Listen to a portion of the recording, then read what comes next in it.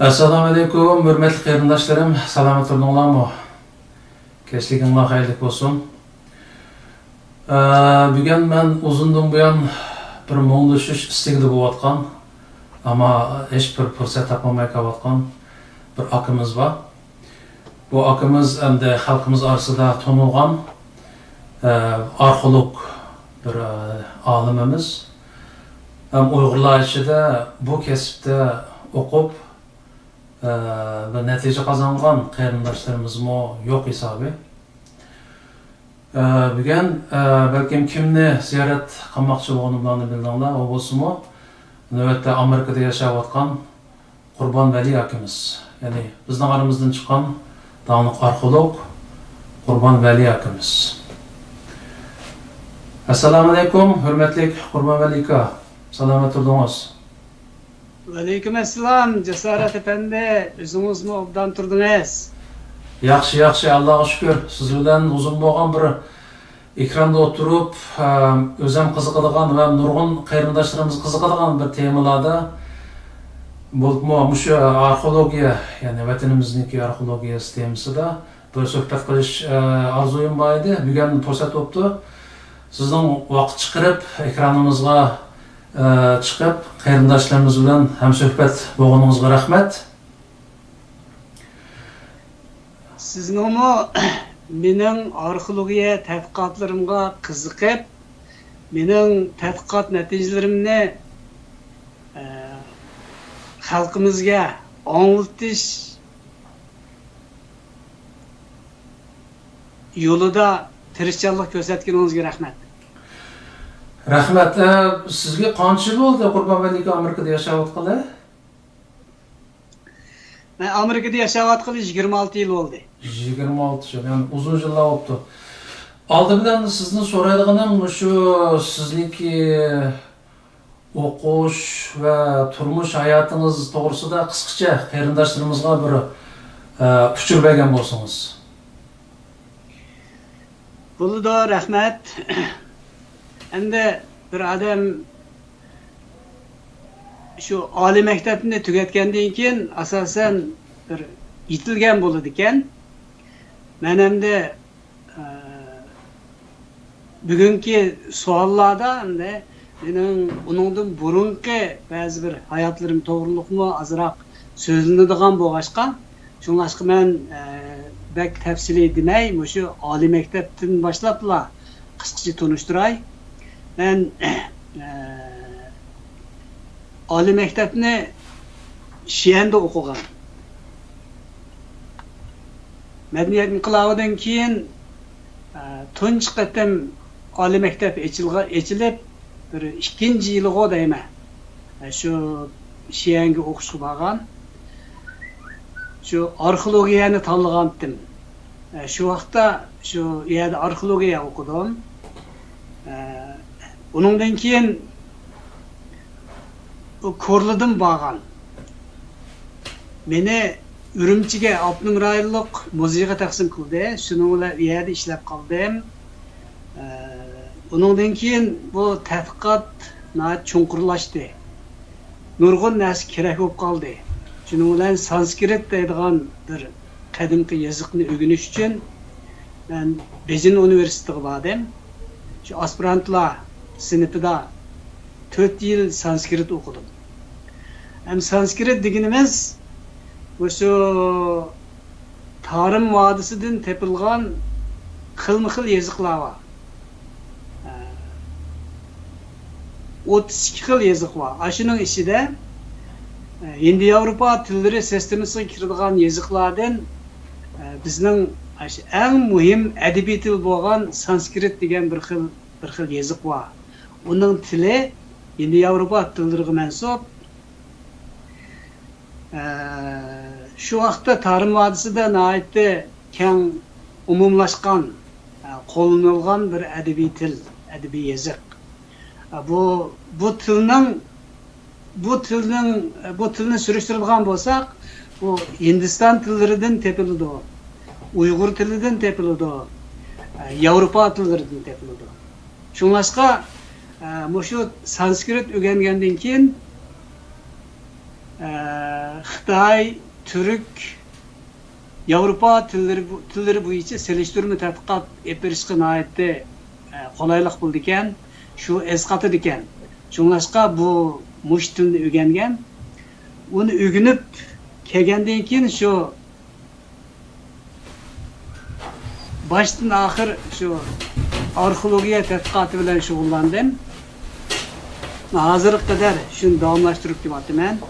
Endi bu qisqacha ahvolim shu. Endi bu bizmi oliy maktabga menishdan burun hammamiz qiziqadigan bir kasblarimiz bo'lgan. Masalan, men gerçi adabiyotga qiziqsam, meni o'qitish uchun tanlab matematikaga o'qishga avatib qolgan. Siz bu arxeologiya kasbini o'zingiz kishingizdan orzu qilyaptingiz, mushta bir kasbni o'qisam deb yoki boshqa sabablardan bu kasbni o'qib qoldingizmi? Yana birisi, mushu tanlashingizdan mamnunmisiniz? Yani bu savol nəhayət yaxşı savol bo'ldi. Men kichigimda, men shu Charchanda tug'ilgan. Kichik vaqtimda dadam meni bir yerlarga opiratdi, otga mindirib, meni opiratdi. Shu nurg'un qumliqlarni ko'ratdim. Shu vaqtda dadam hikoya aytib berdigan. Bu qumliqning tagida mundaq bir bor ekan. Poloniyadagi qumliqda mundaq bir qadimgi shahar bor ekan deydigan hikoyalarni ko'p aytib berdigan. O hikoyalarga qiziqatdim. Keyin men bevosita dadamdan savol so'radim, nemishqa burun shaharni qumliq qilsapti ekan degan bir savolni so'rasam, dadam turib qilib, bu endi nemish shunday qilganini bilmaymiz, ajdodlarimiz shunday qildi ekan dedi. Shundan keyin shu qumliqqa ko'milib qolgan qadimgi shaharlar va uning ko'milib qolgan asar atiqalarga nihoyatda bir xil qiziqadigan narsa men kichik vaqtimda paydo bo'lgan. Endi undan keyin o'qidik, ko'rildi o'qidim. Shuning bilan men xizmat qatnashdim. Endi madaniyat inqilobidan boshlaylik bu gapni. Shu 64-yildan boshlab madaniyat inqilobi deydigan bir harakat boshlangan Xitoyda. Bizning vatanimizdami shu madaniyat inqilobi nihoyatda Xitoyning boshqa o'lkalariga o'xshash bo'lib ketgan. Shu yillarda hamda qalaymiqa yillardi. Shu tashkilot nihoyatda odamlar bir-biri bilan urushadigan, jidallashadigan, munozirlashadigan, buningga bir kim bilan bir kimning kori yo'q. Hatto shu Xitoyning armiyasimi shuning aralashadi. Nurg'un qirg'inchilikmi bo'lgan. Ani shu qalaymiqanchilik yillarda men Ko'rlida o Bayang'olon Mongol oblasti deb atiladi. Uning markaz shahri Ko'rla. Bu yerda gerçi Mongol nüfusu aran 20 neçe ming bo'lsa-mu, qolgan noilalarning hammasi Uyg'ur bo'lsa-mu, Mongol avtonom oblasti deb atiladi. Shu vaqtda men shu oblast hukumatda tarjimon bo'lib ishlagan, o'rganayotgan, tarjimonlikni o'rganayotgan. Madaniyat inqilobining oxiri bo'lganda bizni cheniqtirish uchun Bag'rash bo'yidagi bir echiladigan yer zaminga opadi. Shu yerda bo'ziya ochdik, uy soldik, shu yerda cheniqdik endi. Endi shu boshlanib, shu boshlang'ich bo'lgan yillarda, shu madaniyat inqilobi yillari endi bu. Shu yillarda onam shu Ko'rildi mening yanimda. Bana deydigan, bolam sirtqa chiqmagan, men qalaymiqan odamlarga aralashib qolmagan. Shu uyda o'tirib kitob o'qigan. Sen kitobga amroq bo'lgandan keyin kitob o'qigan deydi. Men o'sha kitob o'qiydim. Ham sirtqa chiqsam namoyish degan nayt ko'pdi. turupla vаңıma karıştırılgan sepki kirip kalattım. Şunu ola anam bunun bek ensireytti. Bastırıldıganlar şula emes mi? Şunlaşka ensireytti. Şunu olan beni sırık çıkma deydi. Ben şu medeniyet inkılabı da asasen başka teşkilat katnaşmay, sırtkımı çıkmay, öyde oturup şu idarenin içinde öyde oturup kitap okugan. Şu yıllarda Okyanus, Xitaycha Tsixay deydi o. Çoğun 2 tom. Şu Okyanus'ni madde okup boğan. Şunun içinde satla tarix sözlüğünü de, nurgun vakalar sözlüğünü de, pen, medeniyet, doğruluk, terminlağa izahat biri de. Ama şunun içinde hem şu tarix boğan, tarixini ispatlaydıgan nerse arkeologiya degan pen işkenligini şu vaqtda bilgen. Şunun bilan axir medeniyet inqilabı tugab oliy maktab ochilgan vaqtda biz birinchi yili imtihonnoma yapadi. İkinci yili imtihan aldı. İmtihanaga yılda ben imtihandan öttüm. Şunun bilan ben şu arkeologiya kesbiga bardigan boldum. Bu endi Şiende. Bu texim meni qiziqtirdi. Çünkü Şiyen degan bu şehir Sadichinning ichida 11 sulalıga paytaxt bo'lgan joy. Bu endi bütün aşı Xitoy medeniyetining merkezi şu. Bu yerda mol asar atiqa boyliqlari bor yer ostida. Hemen buningdan nayt xo'sh. Şunun bilan arkeologiya o'qishga kirishib ketdim. Endi buni o'zim tanlagan kesib bo'lgandan keyin texim qiziqdim. Endi biz şu oliy maktabda o'qish jarayonida şu vaqt endi ko'ngzini tanqidlaydigan shunday bir harakat bo'lgan. Endi ko'ngzini tanqidlash uchun ko'ngzining kitoblarini o'qishga to'g'ri keldi ekan. Şu vaqtda men qadimgi Xitoy tilini nihoyat yaxshi o'rgangan. Shuningga bek tirishqan. Shuning bilan shu ko'ngzining kitoblarini xatma-xat o'qib, uni tanqidlaydigan harakatlarga qatnashdik. Shuning bilan shu qadimgi Xitoychini shu Şiyanda arkeologiya o'qigan mezgilda nihoyat yaxshi o'rgandim. Endi şu yaxshi o'rgandim deganim, men shu Xitoyning 24 tarix degan tarix kitoblaridagi G'arbiy rayonga, ya'ni Shiyu, shu bizning shu O'rta Osiyo tarix vodisiga doir yozilgan xotirlarni to'plashga va shuni o'qishga, shuni o'qib tushunishga intayin ahamiyat berdim. Demak, men shu arkeologiya o'qigan mezgilda bizga doir yozilgan Xitoycha yozmalarning tepiladiganlarini, mutlaq ko'p sonligini men xatma-xat o'qib chiqqan ham tushungan. Shundan keyin men arkeologiya o'qib bo'lgandan keyin meni nemaga taqsim qildi? Urumchiga taqsim qildi, muzeyga taqsim qildi, Abdumurayliq muzeyga. Ular men muzeyga kelib ishlashga boshladim. Eğer ishlashga boshlagandan keyin, demak, arkeologiya bilan shug'ullanishga boshlagandan keyin menda bir narsani bilib oldim. U nima desa, biz o'qigan vaqtda milodi 9-asrdan ilgari tarix moddasida Uyg'ur yo'q. Uyg'ur yozig'i yo'q. Uyg'ur madaniyati yo'q deb o'qitgan. Dars shundaqdi. Shuni menmi shundaq tushungan. Menmi shundaq degan. Endi Urumchida muzeyga kelib xizmat ishlashga boshlab, arkeologiya bilan shug'ullangandan keyin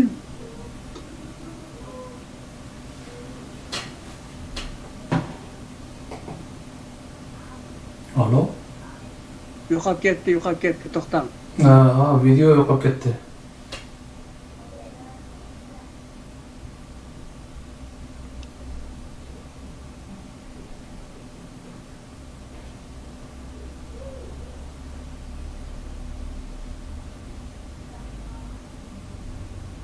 Chiqdi. Chiqdi. Ha. Shuning bilan bu ben Ürümçi'de Abdülmuraylık muzeyida xizmat ishlashga boshlagandan keyin yana bir narsani bilib oldim. Chunki biz o'qiganda milodiy 9-asrdan ilgari Uyg'ur madaniyati yo'q, Tarim vodisida deganni o'qigan. Buni Xitoy tarixchilari, bizning muallimlar shunday tushuntirgan, o'qishlik kitobga shunday yozilgan ekan. Aya kelgandan keyin bu narsaning yolg'on ekanligini bilib oldim.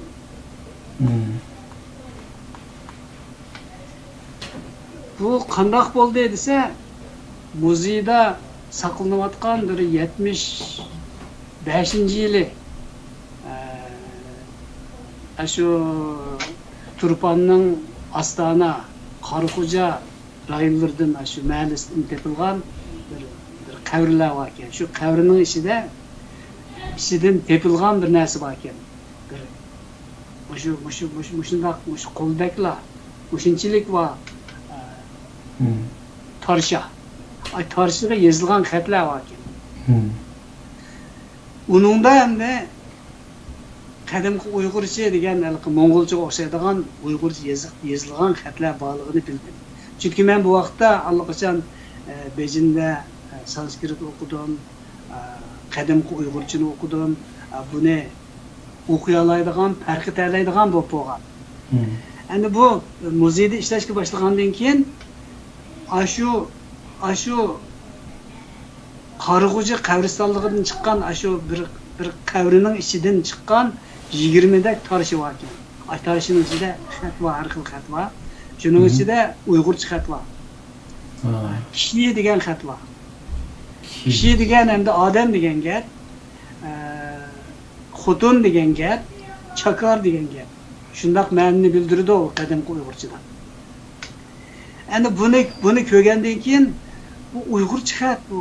Bu yerda yo'q deydi, bu bor ekan-ku deb men shu kishi degan o'sha bir tarishini tutib olib, shuningdan foydalanib bir maqola yozib Shinjon gazetida e'lon qildim. Shundan keyin buni Fanlar akademiyasidan bir kishilar e'tirof qildi. Shu mening maqolalarim shu 83-yildan boshlab e'lon qilinishga boshladi.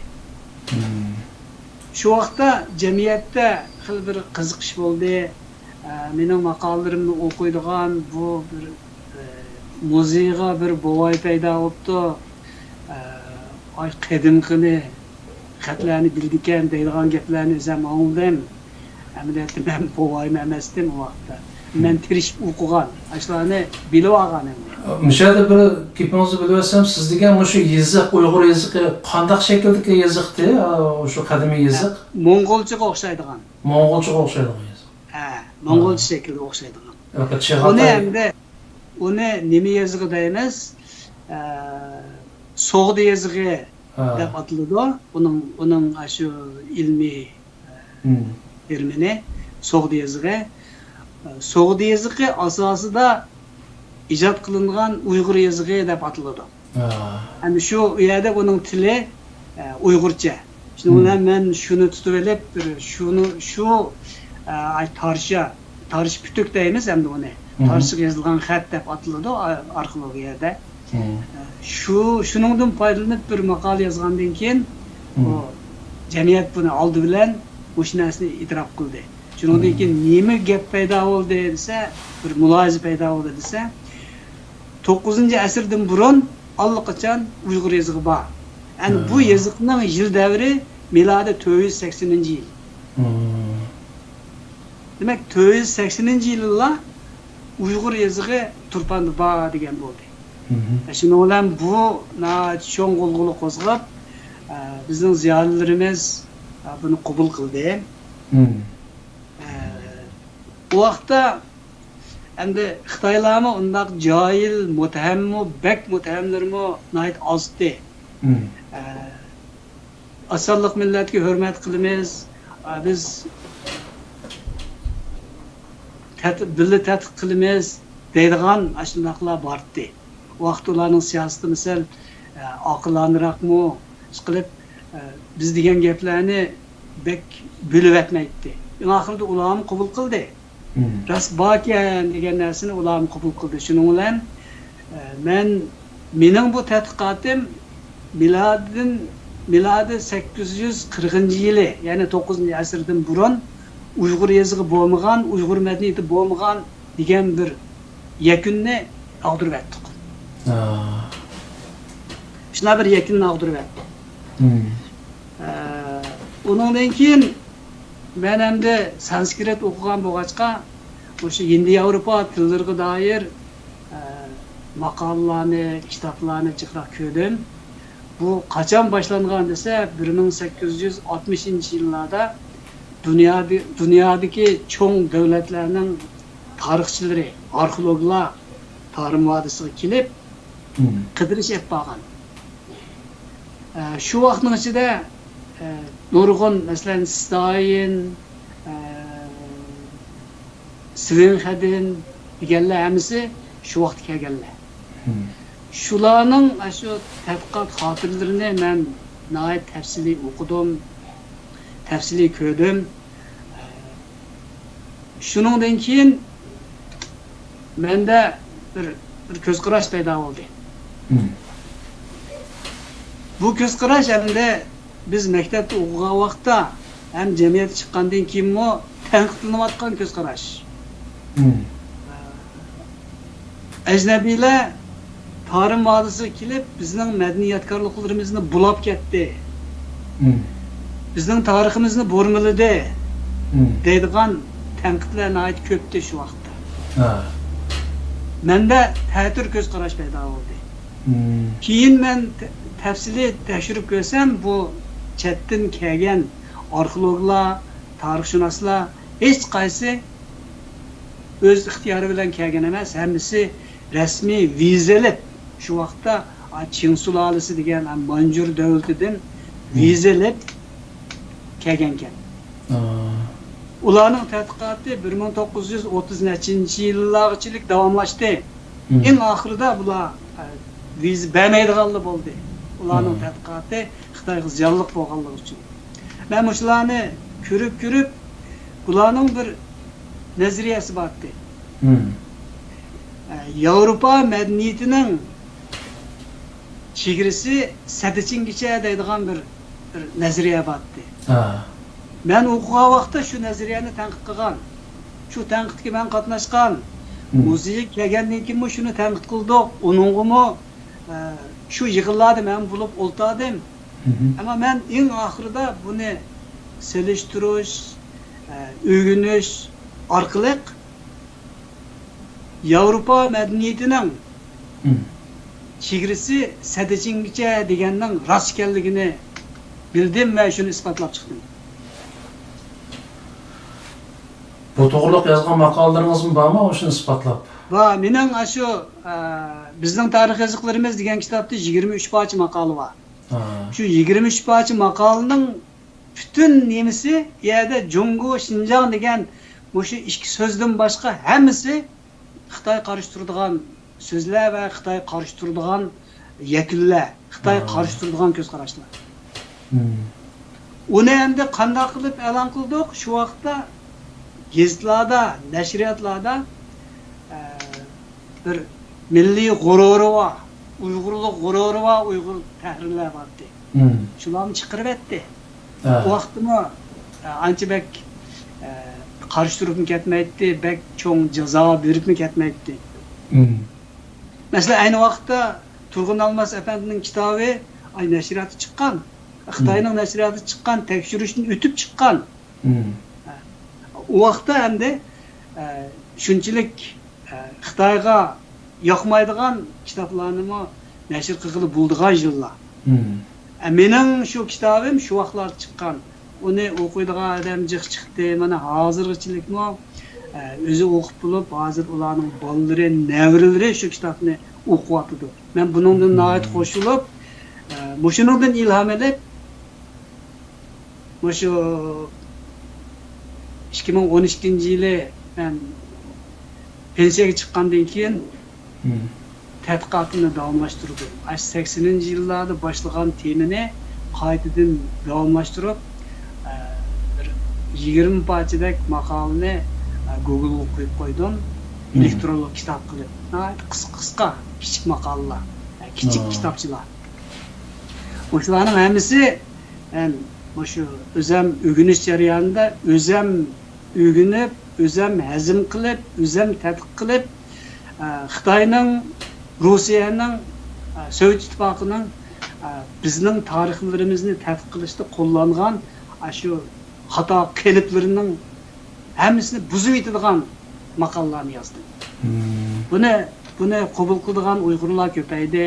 Ishqilib yozgan narsani mening millatim Uyg'urlar yoqtirib o'qisa, yoqtirib ko'rsa, shuningdan men mamnun bo'ldi ekanman. Demak, endi abiyam siz so'radingiz, arxeologiyani qanday qilib mush kasbni tanladingiz deganga men yuqoridagi bergan javoblar buningga javob bo'ladi.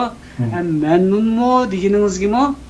Shu men shu o'zim o'rgangan shu arxeologiya degan kasbdan rozi, shuning bilan shug'ullanganligimdan rozi, ham buningga texnik qiziqdim. Şu yıllardan tartib da hozirgacha men gerçi başka xizmatlarni qilgan bo'lsam-mu, yana arxeologiya tadqiqotidan ayrilmadim. Shuni qilyapman. Shu mamnun. O'zim shuni o'rganganimdan, shuning bilan shug'ullanganimdan mamnun. Endi bu yerda bir savol tug'ildi. Endi siz nima sabab bilan Amerikaga chiqishni qaror qilib qoldingiz? Uzun yillar Amerikada yashayotganda, ham u yerda mush kasbingizni davom qilyapsizmi? Yani buna aytdi yaxshi savol bo'ldi. Mening kasbim arxeologiya degan kasbni qilish uchun, shuni tadqiq qilish uchun mening vatanimdan boshqa menga muvofiq emas. Tarim vodisidagi narsalarni tadqiq qilishga boshlaganman. Uning ostidagi narsalar texi qazilib bo'lmadi. Intayin ko'p. Endi oddiy bir til bilan tushuntirganda, hozir hayot bor odamlar qaraganda necha ming yildan buyon u dunyoga ketgan odamlarning soni ko'p. Yer ostiga ko'milib qolgan narsalar hozirgi bor narsalardan ko'p. Tarim vodisiga shu qum ostiga ko'milib qolgan narsalarning hammasi echilib bo'lmadi. Bu yerdan qum ushirib, shamol uchirib, qumlar echilib qolgan vaqtda ko'rinib qolgan narsalar, uning o'tahi hammasi qizilib bo'lmadi. Uningda bizning haddi hisobsiz boyliqlarimiz bor. Demak, mening xizmatim shu yerda bo'ladigan xizmat.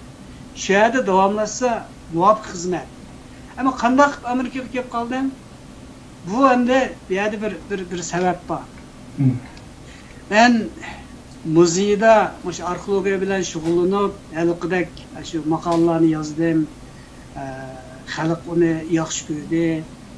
Eng oxirida shu Abnum rayonining rahbarlari meni o'zi tanlab, Abnum rayonlik xalq hukumatining qadimgi asarlarni nashr qilish deydigan bir ishxonasiga yo'tkab ekandik. Bu endi shu 84-yillarda boshlangan bir yangi xizmat. Xitoydan boshqa asonliq millatlarning boshqa millatlarning shu asonliq millat deydi, uni boshqa millatlarni. Xitoydan boshqa millatlarning qadimgi kitoblarini, qadimgi yozmalarini nashr qilish deydigan bir xizmat shu 84-yillarda boshlangan. Buni aytdi, olqishga erishib ketgandi.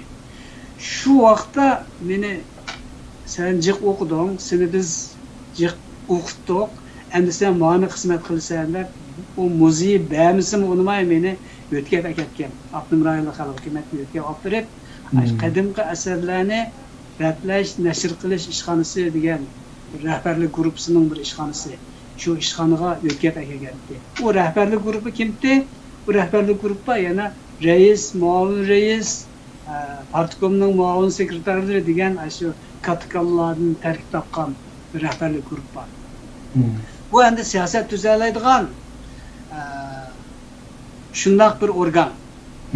O nazoratlarning siyosat tuzadigan nemisi yo'q, u huquqi yo'q. U faqat ijro qiladigan o'rin. Meni o'tkazib kelgan ishxonada siyosat tuzaydigan ham siyosatni ijro qila oladigan, siyosatga tushuncha beradigan mundaq bir ishxona edi. Shu meni apirib shu ishxonaga o'tkazib keldi. Shuning bilan biz plan tuzdik, qadimgi asarlarni tuzadigan 10 millatning shu xizmat boshlandi. Şu 90-cı yılgachilik 50 necha kitap nashr qilindi. Masalan, Uyg'urcha Maytır Simet deganni bizning shu manba ishxonadan nashr qilindi. Mo'ng'ulning Jang'ir nashr qilindi. Qirg'izlarning Manas nashr qilindi. Shuningga o'xshash shu yillardan buyon nashr qilinmay kelgan shu millat o'zi yaxshi ko'radigan aslında eg'iz adabiyoti, shunday kitoblar hammasi shu men shu ishxonaga yetkazib borgandan keyin nashr qilindi. Ham shu nashr qilingan shu kitob shu ishxonaga borgandan keyin biz qadimgi asarlarni to'plashga boshlagan, qo'lyozmalarni to'plagan, xalq ichidan setib olgan, shularning ichida biz to'plaganlarning ichida bir Buğraxonlar tazkirasi deydigan xilma-xil tazkirlar bor. Biz shuningdan tanlab birisini nashr qilgan. Uni Qashqarda birisi nashrga tayyorlagan, uni men tahrirlagan, uning kirish so'zini men yozgan, har bir xitini men tahrirlab o'zgartirib tayyorlagan. Abnum rayonidan bir cho'ng muavin rais uningga chiqarilsin deb imzo qo'ygan. Ana bu kitob chiqib olqishga erishdi shu vaqtda. Uzun o'tmay 90-yili Barin voqeasi bo'lgandan keyin Barindan 500 dak odam tutibdi ekan. Tutgan odamlarning hammasidan sening ideyang nereden kelgan? Nima kitob o'qigan desa, shu ularning hammasining javobida shu Buğraxonlar tazkirasini o'qiganligi, Qurbon Valining kitoblarini o'qiganligi, Turg'un Almasning kitoblarini o'qiganligi mushuni degan ekan. Shuning bilan bir xizmat guruhi avatib, u yerda eng oxirida bir dokument yozib chiqibdi. O'sha Barin aksini qilavi to'polonini qo'zg'ashda o'sha Qurbon Vali tayyorlatgan, nashr qilgan shu Buğraxonlar tazkirasi degan kitob intayin yomon rol o'ynagan degan gap bor ekan. Demak, mushunda bir xulosa Abnumrayonlik partkomning bosh sekretarining og'zidan chiqib, 3 darajali kadrlar yig'inida e'lon qilingan mashina. Shuningdan keyin bu menga nisbatan bir besim bo'ldi. Endi xalq meni yaxshi ko'rdi. Abnumrayondagi rahbarlarmi endi shu vaqtda endi Uyg'urlik g'ururi ularda shu vaqtda batdi. Bu Nurbakrdaklar o vaqtda chiqmagan. Nurbakri shulardan keyin Xitoy noiti ilg'ab yurib, tasqab yurib topgan bir eng eski munofiq. Uningdan ilgarilarda ular hammasi ba'zilari ilada inqilob qatnashganlar, nurg'un shu Uyg'urlarning harakatiga qatnashgan, hatto miltiq tutgan, miltig'i qonga milangan o'shunday odamlar bor shuning ichida.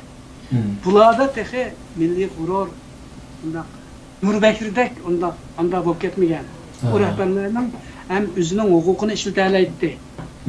Tasdiqlasa, tasdig'ini kim ijro qilmasa, nima ijro qilmaysa deb surishtirib ijro qilg'izoladi. Men endi shu vaqtda ishlagan. Shu vaqtda mening kitoblarim nashr qilindi, qadimgi asarlar ishxonasining shu kitoblar nashr qilindi. O kitoblar nashr qilinib bo'lgandan keyin Barin voqeasi bo'lib, bu xulosa ashunda chiqqandan keyin, demak, bu Barin voqeasining mas'uliyatini menga otib qo'ydi. Bana atıldı. Endi bu şundan keyin fikri buluşqa başladı Abdunum rayon rahbarlığı oturusida. Meni jazolash kerakmi, kerak emasmi? Meni jazolayman deydigan bir bilgi bor. Biz xatolashmidik. Aşı merkezning siyosati bo'yicha xuddi Xannoma, Sungnoma, bu degan aşı Xitoyning tarixlarini aynan chiqargan o'xshash biz bu kitoblarni aynan chiqardik. Buningdagi ba'zi hozirgi o'xshamaydigan so'zlarga izoh berib mangamiz degan aşı yo'lyo'riq bo'yicha ijro qildik. Bizda xatolik yo'q. Qurbonning hech qanday yerda xatolik yo'q deydigan aşı reislar batdi. Mushunda bir ciddi, mushunda bir nima bo'layotgan vaqtda eng oxirida bir rahbar debdi-ku, kessin, bir yer ketkizib o'taylik debdi. Buni kim degan desa, shu Tümür Ahmet aytgan ketki debdi. Bir yer kessin, bo'ldi ketkizib o'taylik. Hozir chataq bo'layotdi deb. Shuning bilan shu muavir reisni tortib 5 cho'ng amaldor imzo qo'yib, buni chatga berib, ziyorat qilib, o'ginib, bilim oshirib kelsin deb imzo qo'ydi. Shuning bilan men chiqib ketdim. Bu vaqtda ularni to'suvog'idek uningdan cho'ng amaldorlar yo'qdi. Demek mening asli qiladigan ishim vatanda. Mening tadqiqotim vatanda. Mening qiladigan ishim shu vatandagi bizning xalqimiz uchun. Ama Amerikada men tadqiq qiladigan ishim yo'q. Bu yerda Amerikaning tarixi bilan bizning men yerdan topgan narsalar hech qaysi to'g'ri kelmaydi. Bu yerda menga qiladigan ish yo'q. Shunga men oxir Amerika bana hizmet verdi. Erkin Asya Radyosu'ndan hizmet verdi. Bu hizmet hem de makalını üzem yazıp, üzem tahrirlep, üzem okuyduğun. Muşunda bir nim bilen verdi bana bu hizmetini. Şunun bilen ben şu 16 yıl Erkin Asya Radyosu'da hizmet kılıp, kündürgide bir commentary var. Komünizm, sosyalizm, komünizm doğruluk, aşının karşı. Bu şu arxivni aktarıp baksanlar buludu. Ben bu işini kıldım, bulundum mu razı. Endi ben bu Amerika'ya gelgende arkeologiya bilen şugullandım. Yani ben kıldığım onda arkeologiya yok. Mening tadqiqot planim 80-ci yıllarda tüzülüp bolgan. Endi ben başka işini kılıp etip 80-ci yıllarda tüzülüp bolgan aşı temalar. Şu tema bo'yicha men material topladım, tadqiqotni davomlashtirdim. Eng oxirida pensiyaga chiqqandan keyin buni yozishga boshladim. 1-2 yil ichida xiljiq narsalarni yozib qo'ydim. Uni endi xalqimga taqdim qildim. Bu mening qilgan ishim endi. Sizning bu savolingizga mening beradigan savolim shu. Oldu. Ama aniqda bir qeyrinishini so'rab qopti. Bizning vatanda bir til bor. Yevropa til sistemasiga taalluq. Shu qaysi tilda ismi nima deb so'rabdi. Endi mushu To'xri tili deydigan bir til bor. To'xri tili. Karoshti tili deydigan bir til bor. Bu Karoshti tili nada desangiz, loblardan neyg'ichi bo'lgan doirada.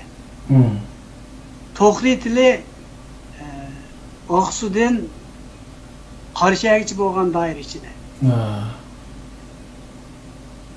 Ham Sak tili nimada? Xotandan Qashqargacha bo'lgan doira ichida. Bu shu tillarning hammasi Hindi Yevropa tillari sistemasidagi tillar. Endi bizning tilimiz-chi Türkiy til. Buni Oltay tillari sistemasi deb bekitib aytgan. Buni mushu chegaradan chiqib ketmaysan deb noyati ta'kidlab turdi.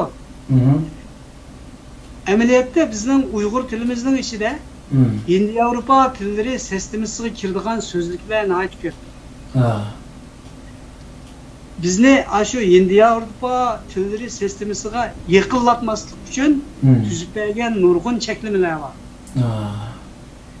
Demek biz Altay tili sistemisideki, Türkiye tilleri grupisideki, Hun tili grupisideki millet.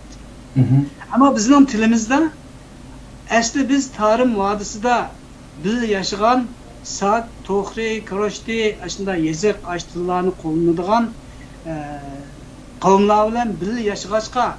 Şu kavimlerin hemisi 9. asırdan keyin hemisi Uygur'a aylanıp boğaçka. Bizning tilimizde şu tillardan kep kalgan tilni aytib köp. Endi şu ma'nodan aytganda Uyg'ur tilining Hindi Avrupa tilleri sistemisiga ta'sir kirib ketadi. Ama bir cheklimi var. Aslında kirgizmeysen, yakın kelmeysen, onu demeysen deydigan qoida var. Bu Sovet İttifakı'nın qoidasi, Cumhuriyet Halk Cumhuriyeti'nin qoidasi. Endi biz men endi şu deganni icra qildim. Ama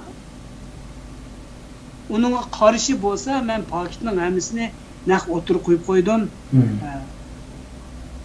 Paketlarni yushirmadim. Men endi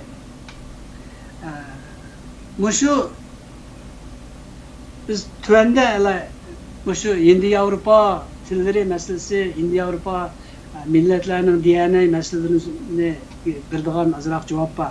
Shu vaqtda bu masala yana qayta so'zlanadi. Hozircha mening birdigan javobim shu. Bo'ldi.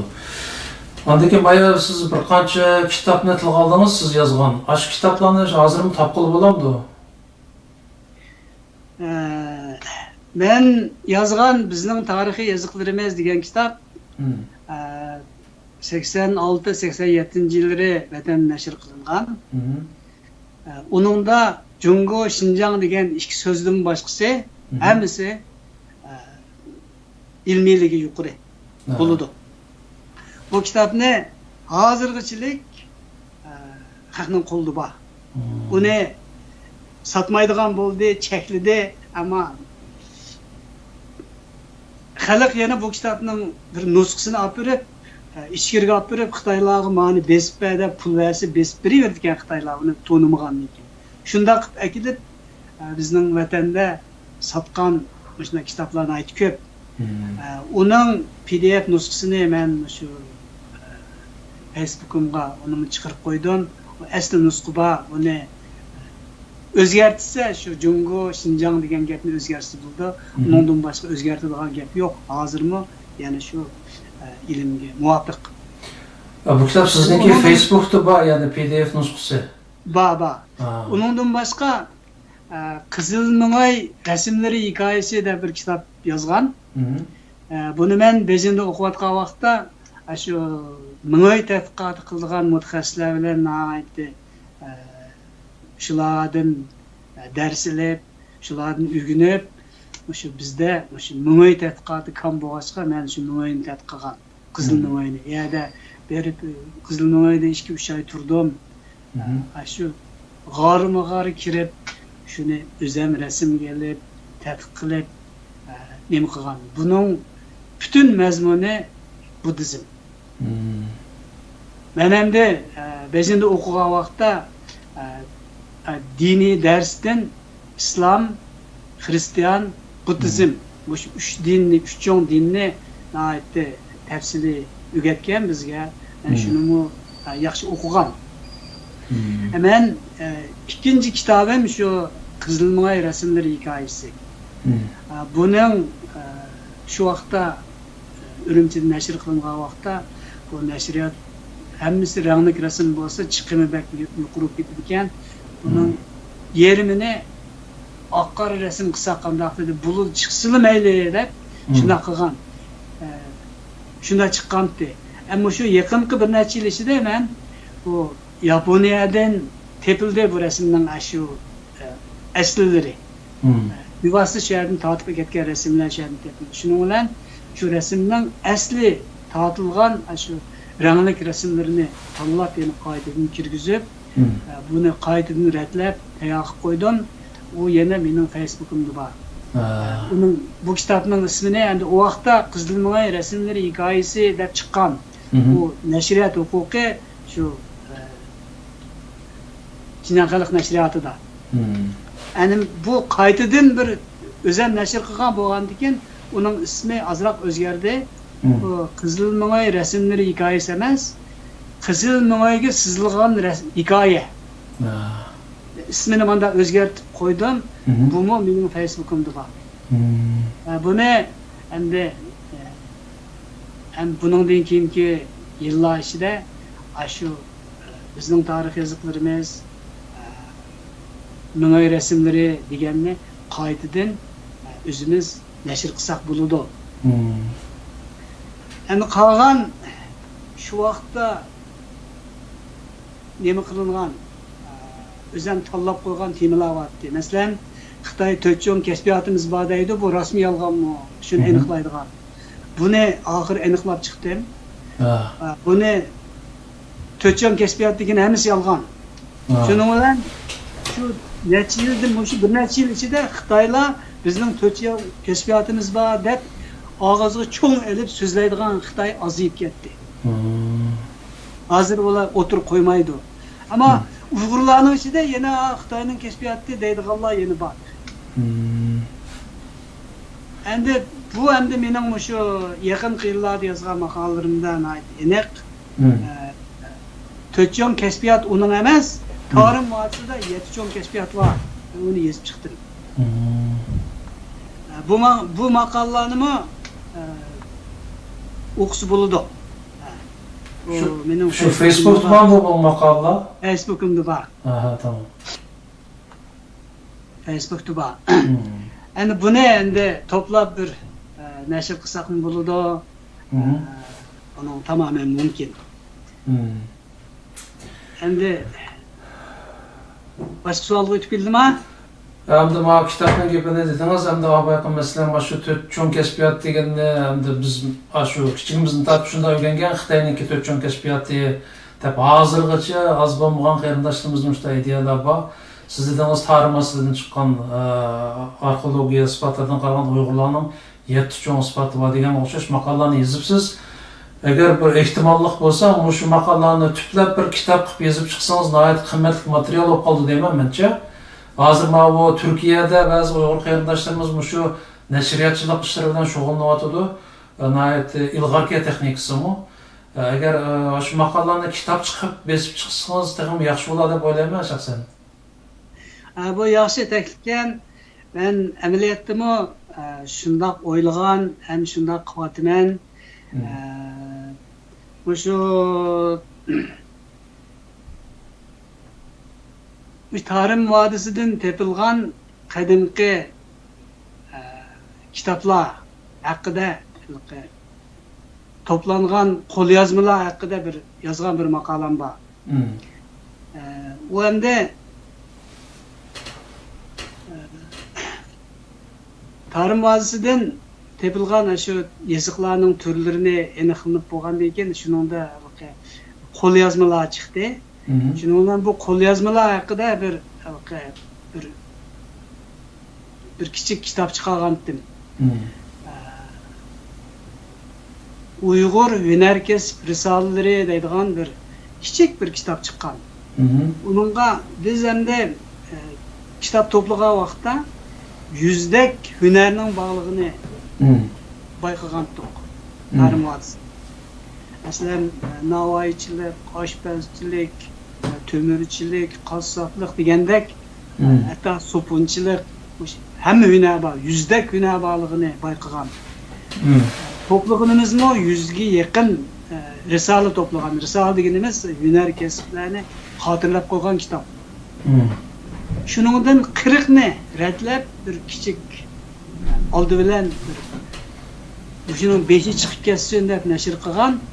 Uni taqilib bo'g'uvchilar hukumat uni butunlay yig'ib olib 2001-yili 5-oyning 14-kuni Qashqarda kitob ko'ydirish cho'ng yig'ini ichib, ashuningda ash kitobni ko'ydirdi. Hunarkasb risolalari deganni. Shuni men Turpandan Pişandan çıkan bir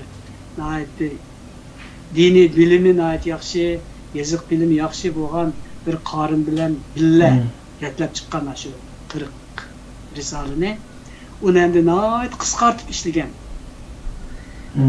O men qilgan ish endi o. Demek muş kitapni 2001-yili Qashqarda kitap köydürüş çoğun yığını da köydürüp etdi. O kitapni hozir nemisi bo'ladimi, topqil bo'lamdi? Onu hozir men topamayman. Vatanda kimni borligini bilman. Endi hozir uning ismini bilolmaydi. Bu yerdan uni tep akaga olmaydi. Men jiq odamlardan nima qilib baqdim, akab beremedi hech qaysi. Bir kichik kitap. Ammo mushu hunar kasb risolalari degan narsa bizda bir 100 ga yaqin risala bor. Shu to'plab bo'lgan. Uni hozir birdirab qo'yatmaganda. O anda rasmiy bir idora bo'lib saqlangandan keyin u saqlanib turdi o narsa. Qirq ko'rsatmasligi mumkin. Ammo Gunnar Yorim 20-yillarda Qashqa, Xotan qatorliq joylardan to'plagan shu risolalar bor ekan. Shuning ichida 20 dak risola bor ekan. Men aytib bildigan risola. Bu risolalarni endi biz yerdan akeldiramisak, o'sha bani retlab nashr qilsaqmi bo'laverdi. Menba bor. Bu Gunnar Yorim ajoyib yaxshi ish qildi ekan biz uchun. Endi ashta materiallar agar qo'lingizda bor bo'lsa, amal va vaqtingiz yetgan bir sharoitda bir kitob chiqib nashr qilib, hozir bay degandek Turkiyada bir yaxshi nashriyatimiz bor bizniki. Uyg'urcha kitoblarni ayt ko'p chiqyapti. Bu nəhayət qimmatli materiallar. Biz sizdan qalsa bizga, bizdan keyingi avlodlarga qoladi bu qimmatli narsalar. Hozir Xitoylar ha deb vatanda mush bilim egillarini, ziyolilarni to'plab yo'qotyapti. Ham kitob ko'ydiryapti. Mushta holatda sizning o'rganganlaringiz, sizning biladiganlaringizni keyingi avlodlarga qoldirib qo'yish nəhayət muhim deb o'ylayman. Ammo yana bir qisqa bir savol qo'yilibdi. Bir qarindoshimiz savol so'rabdi-ki, bu ko'may qoptimi? Mahmud Qashqari bilan Yusuf Hasajev bir davrda yashagan deb yozibdi bu qarindoshimiz. Ammo bular ikkisining o'rtasida bir bog'lanish yo'qmi degan savolga. Ana bu ham biz zilqi men yozgan o'sha yaqinqi bir qancha yil ichida yozgan kichik kitobchilar to'g'riliq deyishdiq. Uningda endi o'sha hunar kasb risolalari to'g'riliq mening bir kichik kitobchimda bu narsa o'sha 7 kashfiyot to'g'riliq so'zlangan. Buni Erkin Osiyo radiosi maxsus intervyu qilib uningda so'zlangan. Bu Facebook'da bor. O kitap elektronlu kitap. Onu Facebook'ta bor. Onu ko'rish mumkin. Endi men burunqi 80-yillarda tuzilgan shu tanlangan temalar bo'yicha elib borgan o'sha tadqiqotim o'sha bir necha yil ichida xili ko'p bir narsalarni yozdim. Mening uslubim endi yo'g'on qalin kitob yozmayman. Shu qalin kitobni nefis qilib yozib chiqadigan shunday bir uslub mening uslubim. Jiq gapni oz nima bilan ifodalaydigan. Buningga vaqtmi jiq ketadi, mening quvvatimi jiq ketadi. Shundoq mening uslubim shu. Men shundoq qilgan kitoblar bor. Bu Facebook'da bor. Buni endi Allah ömrümni berse, şu ömrümde muşlarını bir neşir qilib qo'ydigan, namini bir to'plab qo'ydigan planim bor. Shuni qilyapman. Endi buni bir qilib bo'ldi. Buni endi o'qirmanlar qiziqsalar, men ularga taqdim qilaman. Chunki endi bu yerda shu toza shu qalayimqon kitob yozib Xitoyning azimas kitoblarini jiq nashr qilib, kitob ko'maydigan, kitobni zirkadigan bo'lib qolgan vaqt yozdim bu kitoblarni. Shuni hozir shunda kitobniki deb o'qimagan bo'lishi mumkin. Ammo yana o'qiydiganlar bor. O'qiyotdi, ben bu kitaplarni chuqur xalqimga taqdim qilaman. Endi Yusuf Qasajib bilan Mahmud Qashqari to'g'riliq bunu men tadqiq qilgan, aralashgan tema. Mahmud Qashqari mazirini isbotlashni men qilgan. 83-yili men qilgan, menga topshirgan. Shu vaqtda bu Mahmud Qashqarining bu Qashqarlik ekan degandan buning maziri nada degan surishtirish qilib, bu vaqtda Mir Sultan Osmonov jiq tekshirish tadqiqot olib berib, shu Muti efendiler, Ötkür efendiler hammasi tadqiq qilib, nimaga shu uning maziri Qashqarda bo'lishi mumkin degan farazni o'tirib qo'ydi ekan, eng oxirida arxeologiya jihatdan isbotlash kerak deb meni shunga avatgan. Shu vaqtda Mahmud Qashqari mazirini tekshirish doklati deydigan bir maqolam bor shu bizning tarix yozuvlarimizning ichida. Shu vaqtda bu ishni qilgan. Shu mazarni isbotlagan.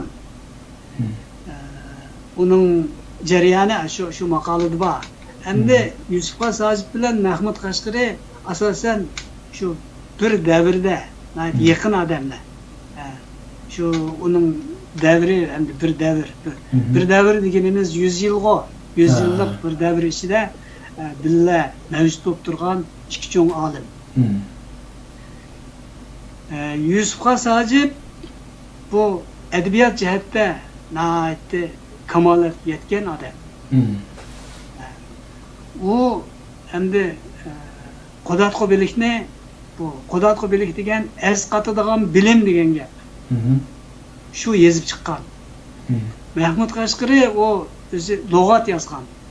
Uni arabcha yozgan. Shu vaqtda qanday davrda desa, Turkiy xalqlarning dunyoga bo'lgan ta'siri borgan-sari kuchayib, arablar turklarga beqinmasi bo'lmaydigan, shularning qamchisidan qutulish uchun ularga yaxshiroq bo'lmaydigan shunday bir zaruriyat bo'lgan mezgil. Mahmud Qashqarining kitobida bor shunday yoziqliq. Shu davrda Mahmud Qashqari turkiy tillarni arabcha yozib, bir lug'at qilib, bir yezib chiqib, divan lug'at turk deb yezib chiqib, shu Iroqda yozib, shu vaqtdagi arab xalqiligiga bu kitobni taqdim qilgan. Demak, bular ikki ishni qilgan, ammo ikkisi nihoyat ulug' odamlar. Bularning qoldirib qo'ygan asarlarini hozirgacha biz hazm qilib bo'lmadik. Endi Mahmud Qashqari eng burun qaysi tilda yozganligi bizga noma'lum. Ammo arab tilida shu Iroqda yozganligi, Iroqdan qaytib kelganligi, Opalda buning maziri borligi bu nurg'un tekshirishlar orqali isbotlandi. Endi Yusuf Qasajib bu intayin yetishgan bir adib. Bu adabiy tus bilan, masalan, kun tug'di, oy to'ldi deydigan shunday ismlar bilan nihoyat yaxshi asar yozgan. Bu qo'datqo bilik, az qatadigan bilim. Buningda davlatni qanday qurish, davlatni qanday boshqarish, amalda qanday bo'lish, xalq qanday bo'lish, o'zaro munosabat qanday bo'lish, bizning madaniyatimizning hamma turlari tafsiliy shuni bayon qilingan. Endi bu ikkisi asosan bir davrning adami. Shu bir 100 yillarning adami. Bular endi bir-biri bilan tanishganligi, bodikalda qilganligi to'g'riliq hech qanday ularning yozmalarida yo'q. Bu vaqtda boshqalar yozib qo'ygan narsani bizga yetib kelmadi. Endi ularning asarlari agar Mahmud Qashqarining shu kitobi Turkiyadagi bir yerda bir kitob qurishning qo'liga tushmagan bo'lsa, bizga zamonimiz yetib kelmaydi. Hem demek bular birbirinin nazariyasidan bular xabardor. Bu mening qarashim endi. Tamam. Ular bir davrning adami. Ular birbirining nemini maqsad qildiganligi, nemini ilgari surdiganligi o'sha mushaqda bir-biri bilan fikrdosh odamlar. Tamam. Yusuf Pasaji Balasag'unda tug'ilgan. Aha. Mahmud Qashqari Qashqarda tug'ilgan.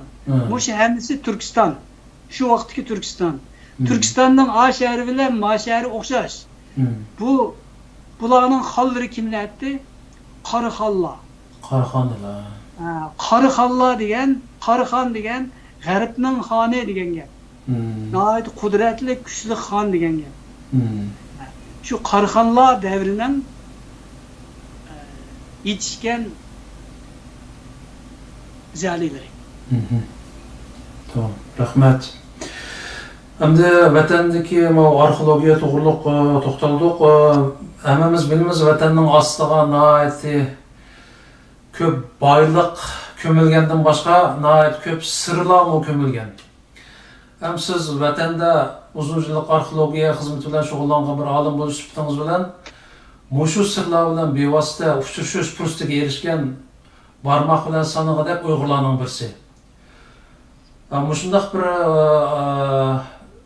olim bo'lish sifatingiz bilan xalqimizga zog'ir tilimizda mushu sirlar to'g'risida ozroq so'zlab beramsiz? Bu savolmi mening sezgizashtlarimni qozadigan bir savol ekan. Endi bunda qanday? Bizning vatanimizning ostida nihoyat ko'p tabiiy boyliklar bor. Az uchraydigan mineral moddalar bor. Bu dunyoda az uchraydigan madanlar. Endi shu Tarım vadisiga shu qumning ostiga ko'milib qolgan nurg'un madaniyat sirlar bor.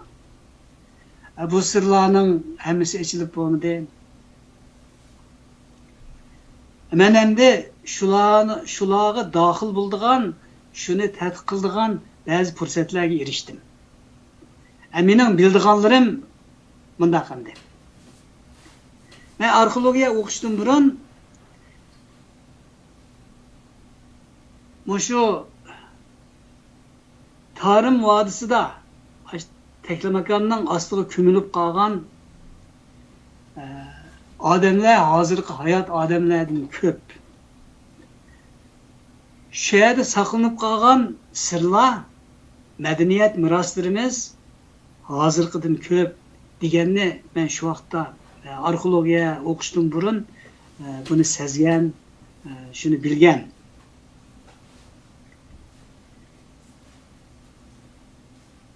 Endi shu vaqtlarda bizning vatanimizda neft boyligi nihoyat mo'l ekanligini mushuning doir ba'zi materiallarni, ba'zi yozmalarni ko'rgan. Masalan, Amerikaning Exxon shirkati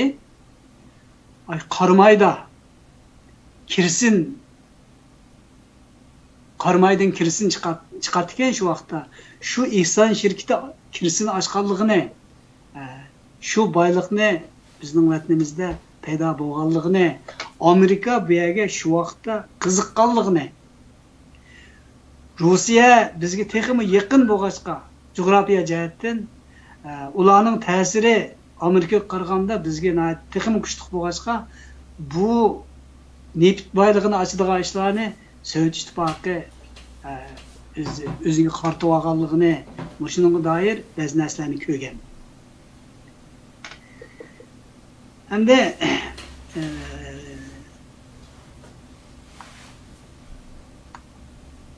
endi 72-yilga kelganda biz endi shu madaniy inqilobi tugab biz shu kadrlarni chiniqtiramiz deyotgan vaqtda Xitoy Fanlar akademiyasining boshlig'i Gomoro apandi, u Xitoyda nihoyat mashhur odam u. Mavzudan shuni medeniyet inqilabida hech kimga tanqid qilg'izmay qo'g'dab o'tkazgan odam. Ana shu Gomora efendi 72-yili bizga doir bir maqola e'lon qilgan. Kekmenlerning she'rlari degan bir maqola e'lon qilgan.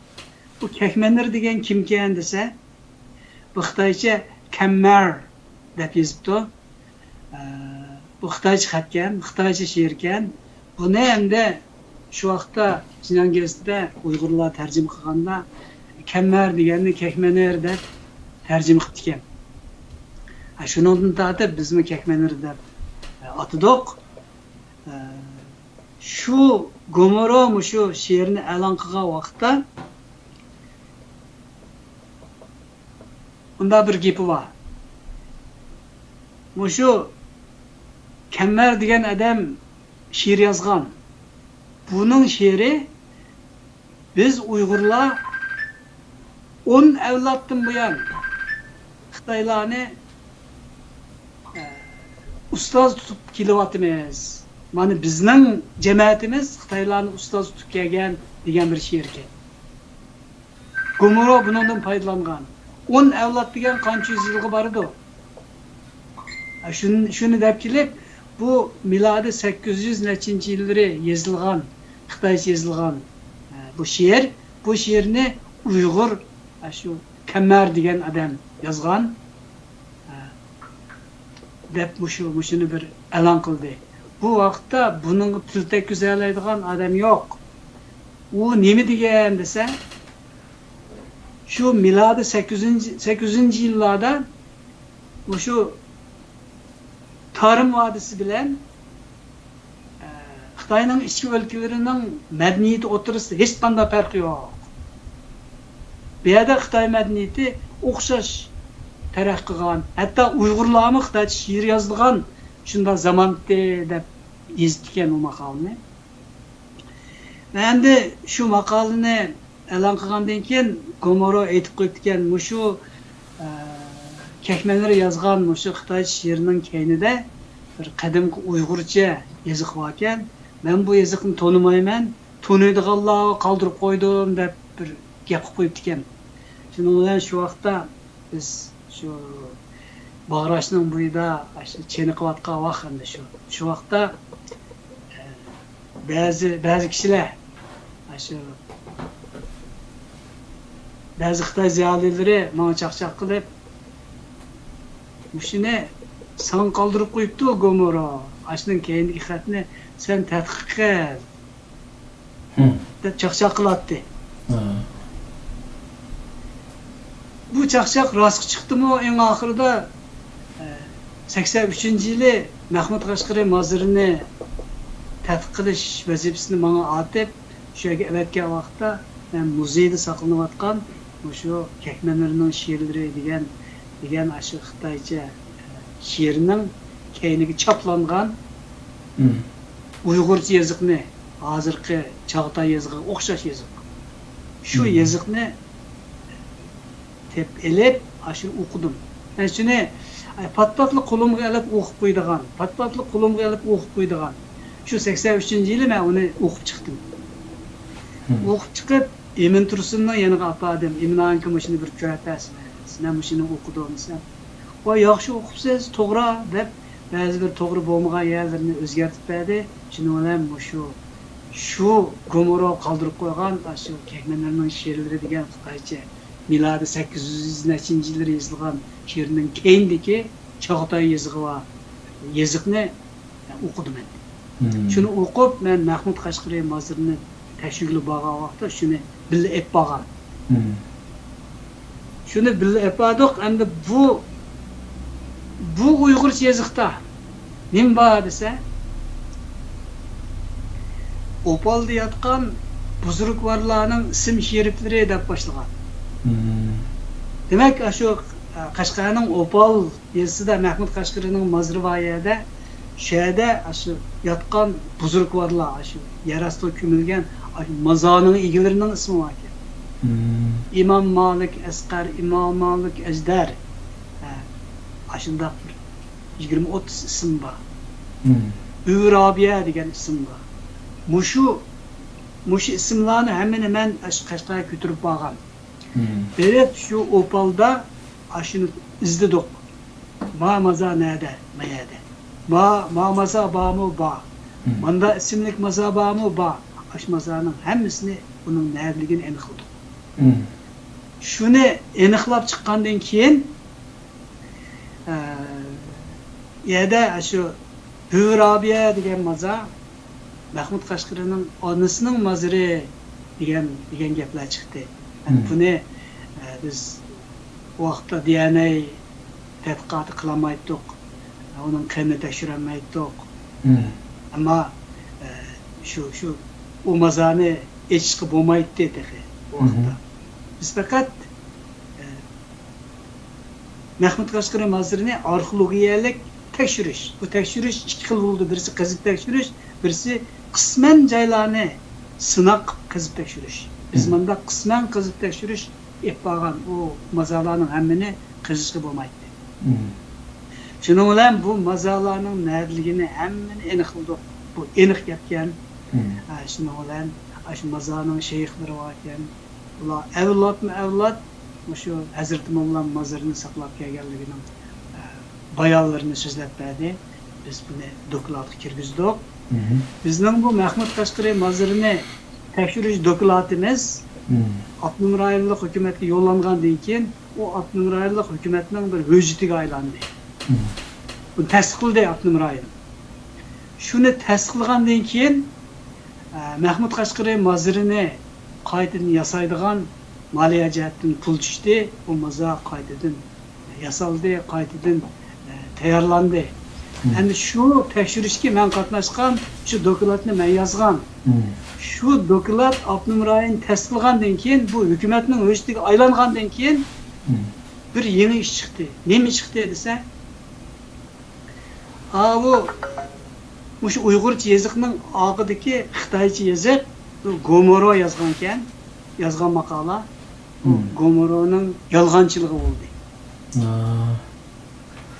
Keyindeki bu Xitoycha yazıqni muzeydagi ma'lum bir arxeolog Abdunur rayonlik kütüphanedagi ma'lum bir xattat bilan birlikte aşında şu qadimki qog'ozga aşında she'rdan birini mashhur Xitoycha she'rdan birini yozib, kirib aşını chaplab, mana mavu oqisi Xitoycha, mavu Uyg'urcha deb, Uyg'urchaning yili qachon bu savod yomon tuvangan ular shu bilmaydi chaplab qo'yibdi ekan. Shuning bilan bu Uyg'ur xatning yili aniq bo'lgandan keyin Xitoycha xat yolg'on bo'lib chiqdi. Shuning bilan Gomoroni tanqidlash shu vaqt boshlandi. Rasmiy tanqidlandi. Uningdan burun Gomoro xato qildi deydigan gaplar bordi. Ammo bu bir hukumatning vujutiga aylangandan keyin bu Jumhur Xalq Cumhuriyatining bir Abdunur rayoni bu bir hukumat. Hukumatning vujutiga aylangandan keyin Gomoroni tanqidlash qonunli bo'ldi. Demak, men shu vaqtda shu epagan tadqiqot Mahmud Qashqari mazirini tadqiq qilish, aniqlash degan temadagi tadqiqot shundoq shu Xitoyning eng chong olimini yolg'onchi ezzab chiqirdigan aşında bir münazirge, aşında bir işqa sebep oldu. Hem de şu benim deydiğim gibi hem de sırlar dediniz. Bu sırның birisi şu elqe. Gomoro elan qilgan Kekmenning she'ri degan bu yolg'on Xitoylar o'zi o'ydirib chiqqan narsa. Bundaq sirlarmi bo'lgan.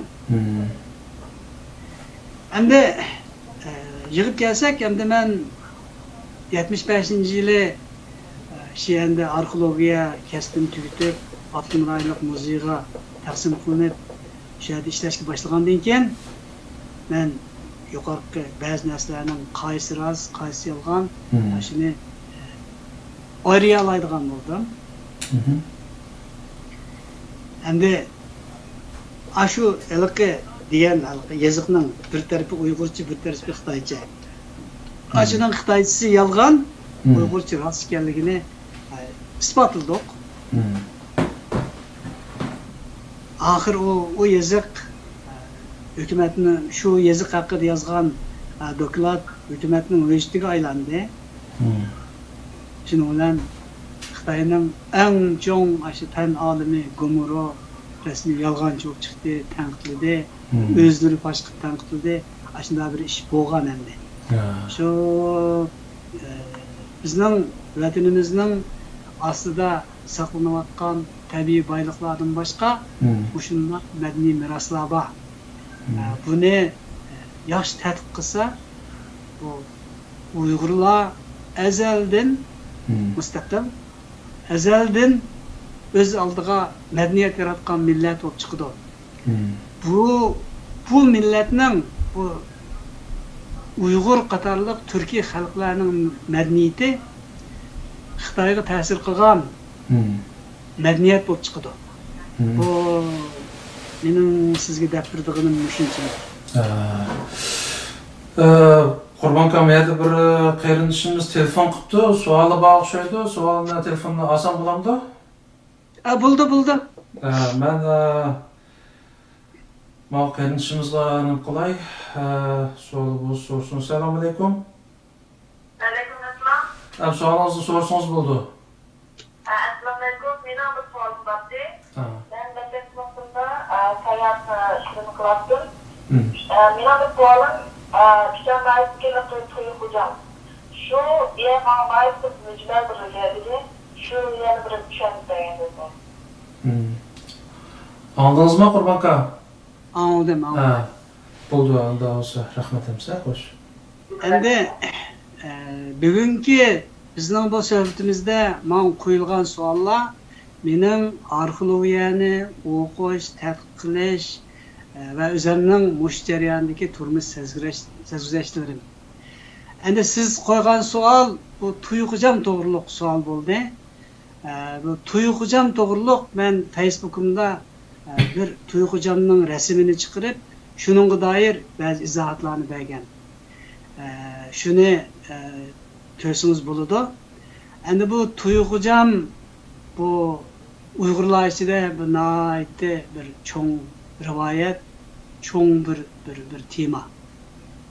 Bu xuddi şu haremga o'xshash, bu shu tuyg'ujammi haremga o'xshash shundoq muqaddas joy deb tonilgan bir yer. Buning madaniyat qatlami nihoyat ko'p. Buningda islom madaniyati bor, budizm madaniyati bor, mani din madaniyati bor va shaman din madaniyati bor. Bu aşında köp medeniyet katılımı var aşında bir joy. Endi bugünkü bizning bu temamizda maxsus birer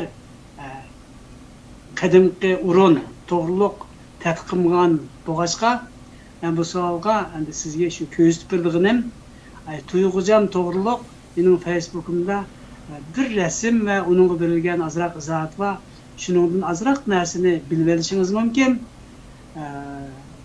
Bu vaqtda o'zingiz texmi yaxshi izlansınız bo'ldi. Mening bildiganlarim yuqorqidek tuyg'ujam degan bu joydagi qadimgi madaniyat boya ko'p xil madaniyat qatlami bor joy. Mening sizga deb beradiganim shu. Rahmat, baya nihoyat muhim bir nuqtani deb berdingiz Qurbanka. Ya'ni bizniki shu vatan aslidagi sirlar. Yani haqiqiy arxeologik tekshirishlar natijasida agar rast deyish to'g'ri kelsa, bizning shu arxeologik tekshirishning isbotlari Uyg'ur millatiniki tarixdan mustaqil ham shu zaminning egisi bo'lib yashaganligini isbotlab bera oladi dedingiz. Bu endi menimcha biz uchun nihoyat muhim bir narsa, muhim bir isbot. Bu vaqtda ko'rsatib deb berganlaringiz bugun toza cho'nqur mazmunda bo'lmadi, balkim vaqt sababli ashta o'ylagan bo'lishingiz mumkin. Keyin bir fursat bo'lsa, mushaqda, ya'ni bizning vatanning ostida saqlanayotgan sirlar to'limi ko'p, nihoyat ko'p. Bugun siz nihoyat qisqacha tushuntirib berdingiz. Keyin bir fursat bo'lib qolsa, inshaalloh bir tafsiliy to'xtalamiz. Endi yana bir savolim, mushu sirlarniki bir Uyg'ur bilan uchrashib qilishi, yana bu Uyg'urning mush sirlarni bilib qilishidan Xitoy albatta ansiraydi. Anlasam Xitoy sizning shu arxeologiya o'qishga avatganigami pushaymon qilib qolgan ahvol bor ekan. Shunday ahvol bo'lganmi?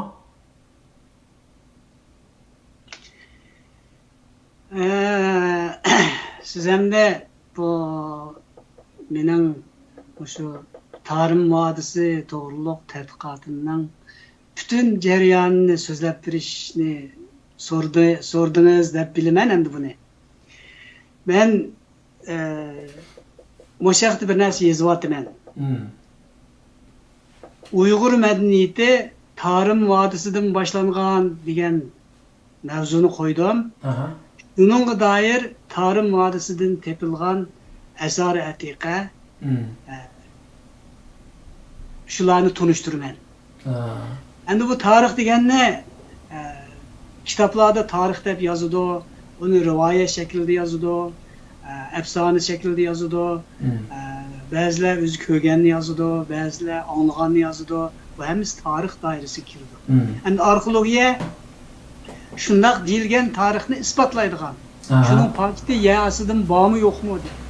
Men endi o'sha Uyg'ur madaniyati tarım vadisidan boshlangan degan tema bo'yicha asar atiqlarni bir yig'ib, shunda bir narsa yozyapman. Ammo Xitoy deb qoldi. Men buni yana o'qirmanlarimga taqdim qilaman. Facebook'imda e'lon qilishim mumkin. Bir suhbat qilishimiz mumkin. Bu haqda keyin so'zlashsak endi bu temani. Bo'ladi, agar siz degandek vaqt uzun qolmaydi bu maqolangiz e'lon qilingan o'xshaydi. Chunki biz bu temaga bakrak qiziqamiz. Mencha ko'p sonli Uyg'urlar bu temaga bak qiziqadi deyman. Agar shu maqolangiz e'lon qilingandan keyin mumkin bo'lsa, Qurbonka bir shuning tafsiloti to'g'risida ayrim suhbat qilsak, chunki bugun vaqt munosabati bilan o kadar ko'p yechib berishingizga vaqt ketadi. Baya so'rog'inim bo'yicha Xitoylar Uyg'urlarniki shundoq bir fursatga, ya'ni arxeologik isbotlar bilan uchrashishimi to'salg'i bo'lgan, uni qo'qilgan ishlar bor. Ham biz masalan Urumchida o'qitgan mezgilimda shu siz ishlagan shu muzeyda keng ko'lamli bir dog'da bo'lib ketgan bir mumiy, shu Kroren guzili. Shuni ko'rgandan keyin bizga tushuntirganida shu bir chiroyli bir Uyg'ur ayol tushuntirgan. Mana bu Kroren guzili mushu tuproqda qandaq millatlarningki tarixda yashaganligini isbotlaydigan muhim bir isbot degandek, uninki shu cho'nqur ko'zlik Yevropa chiroy bir seçkenligini isbotlab bergan. Kroren guzili desa qiziqadigan odam ko'p Uyg'urlarning orasida, ammo keyin chiqqan qarindoshlarimiz bor, ko'ngillar bor, ba'zilari qiziqadi-yu, tafsili bilib ketmaydi. Shu Kroren guzili to'g'risida qisqacha bir tushuncha beramiz bizga? Bo'ldi, men oldingi savolinizning javobi tugamagan. Ha, tamam. Shuni tugatib etib, undan keyin menga javob beray. Bo'ldi. Endi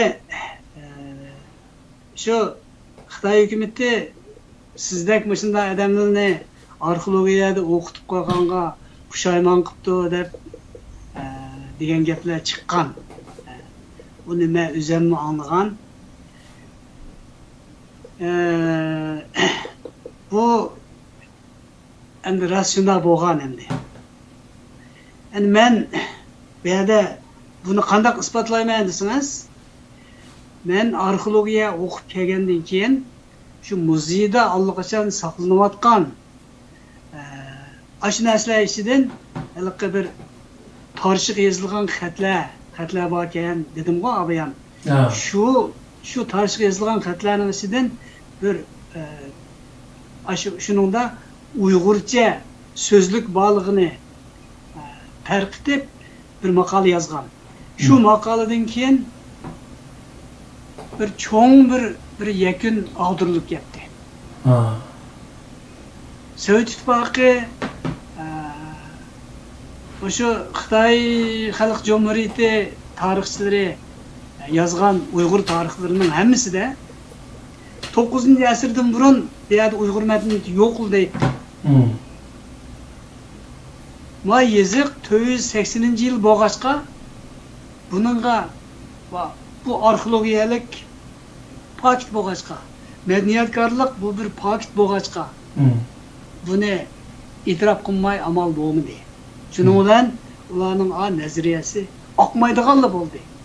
Bu bir yangi ko'z qarash, yangi fikr paydo bo'ldi. Bu bir ish endi. Yana birisi men arxeologiya o'qib, sanskrit o'qib qaytib kelgandan keyin shu muzeyda saqlanayotgan 55-yili muzey qurilgandan tortib saqlanayotgan shu tepaga kelgan xilma-xil yoziq turlarini ayirib chiqadigan vazifa bergan. Shuni ayirib chiqdim. 32 xil yoziq borligini aniqlab chiqdim. Bu qancha sistemaga kirdiganligini bu aniqlab chiqqan. Shundan keyin bu sir aniqlandi. Buni Xitoyning Xalq gazeti degan davlatlik gazetda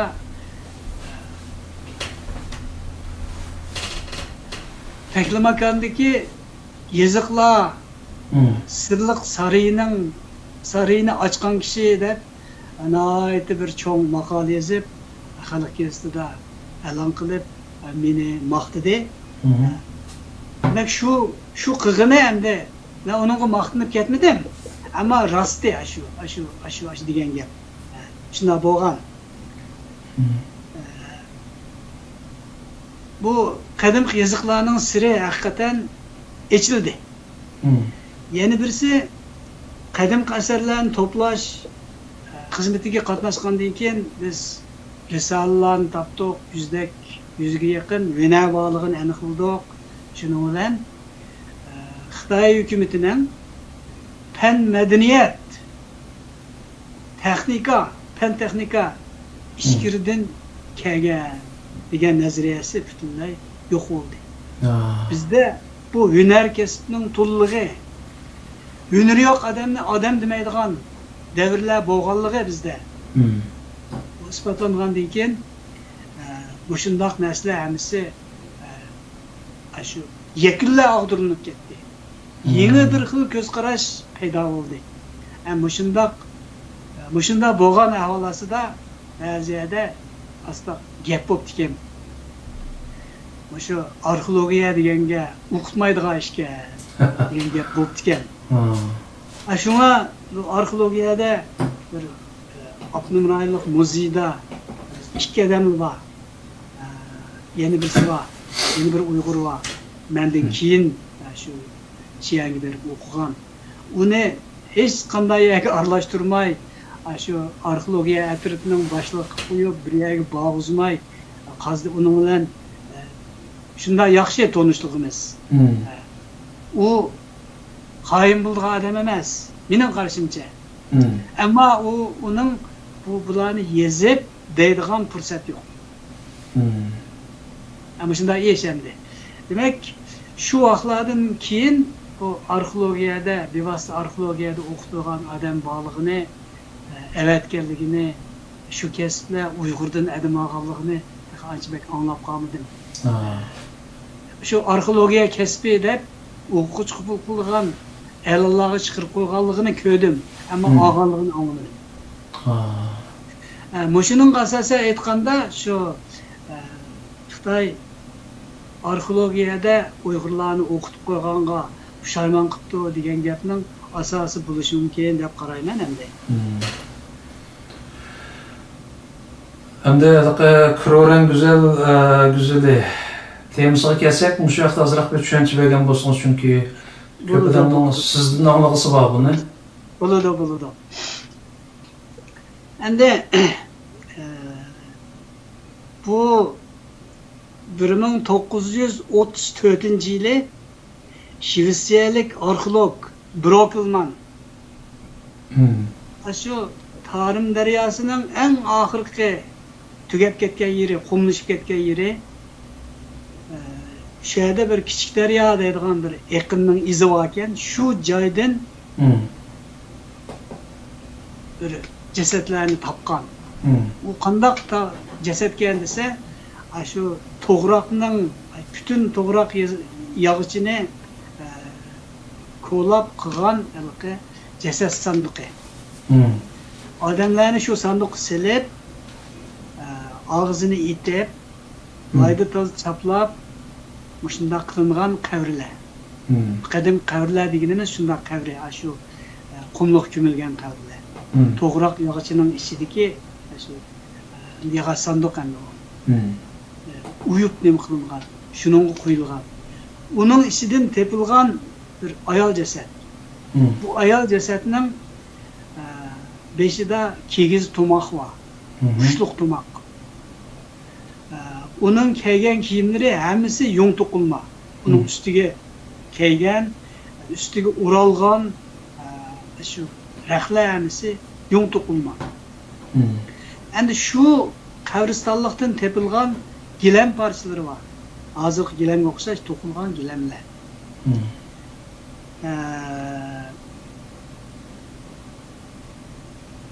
Endi bu eng burun shu Kroran güzeli deganda shu bir ayol jasadini tepib chiqqandan keyin bu shvetsiyalik arxeolog Brokelman buni Kroran güzeli deb atagan.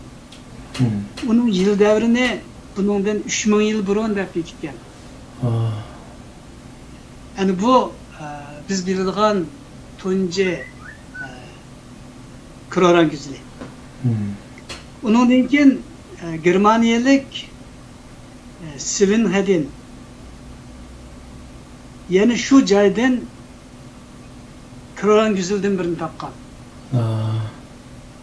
Omo naat yaxshi saqlangan, ashunda qurib ketgan jasad. Uning kiyim-kechaklari bor, palaz bor, gilam bor, shu nimadan tepilgan yumaloq bug'doy bor. Bunun yıl devrini o 3000 yıl burun deb bekitgan. Onun xatirasini qaraganda bir Uyg'ur onun yol başlab beribgan. Bu Uyg'urning ismini ular Oduk deb yozibgan. Buni keyin Uyg'urchaga, Xitoychaga tarjima qilib, andan uningdan Uyg'urchaga tarjima qilib, odamning ismini O'dak deb, O'rdak deb deyilibdi. Ben 86-yılı Çaqılıqning merengi bağan. Merengi aşı Donxondan merengichilik bir tekshirish ettirib kelgandik.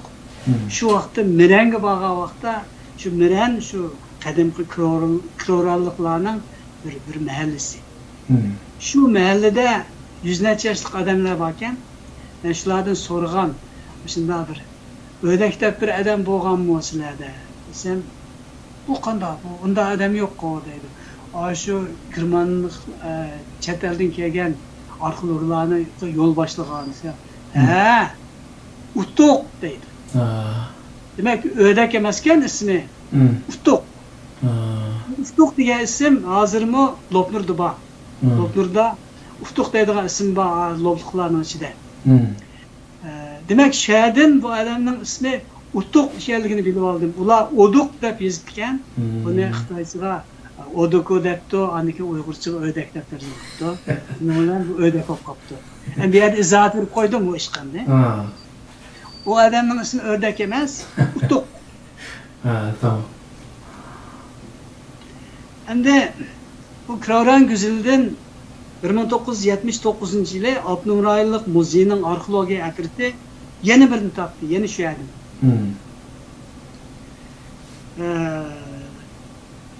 Bunu topgandan keyin bu yerdan chiqqan narsalarni, shu jasad bilan birga chiqqan narsalarni, shu ko'milgan shu to'g'roqning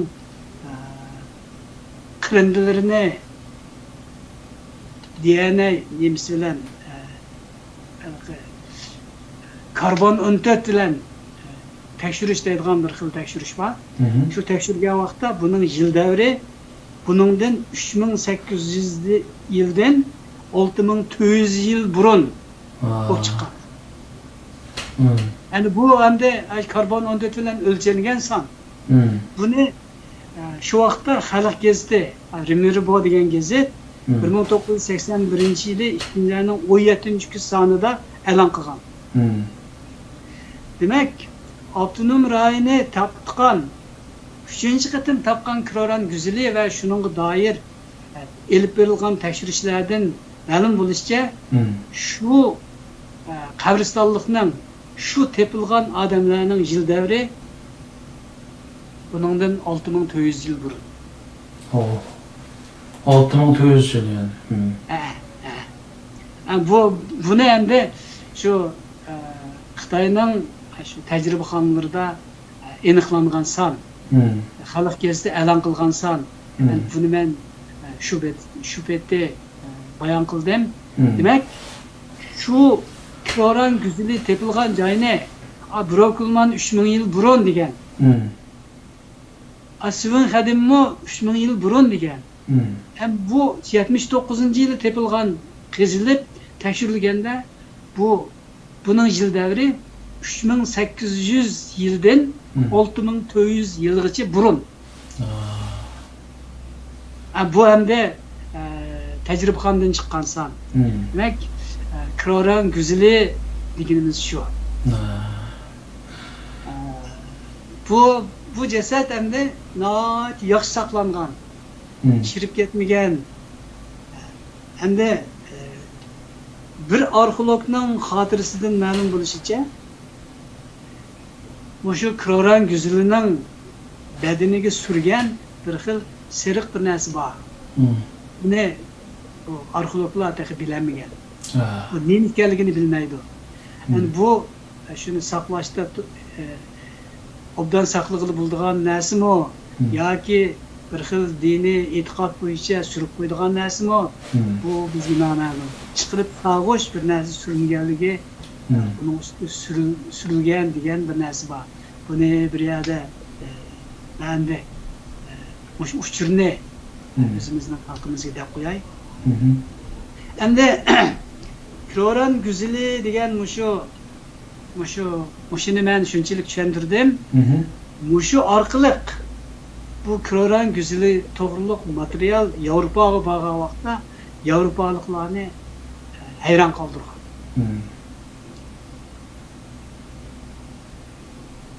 Bu Xitoyda ipak to'qilma bor. Ama yung to'qilma yo'q ichkirida.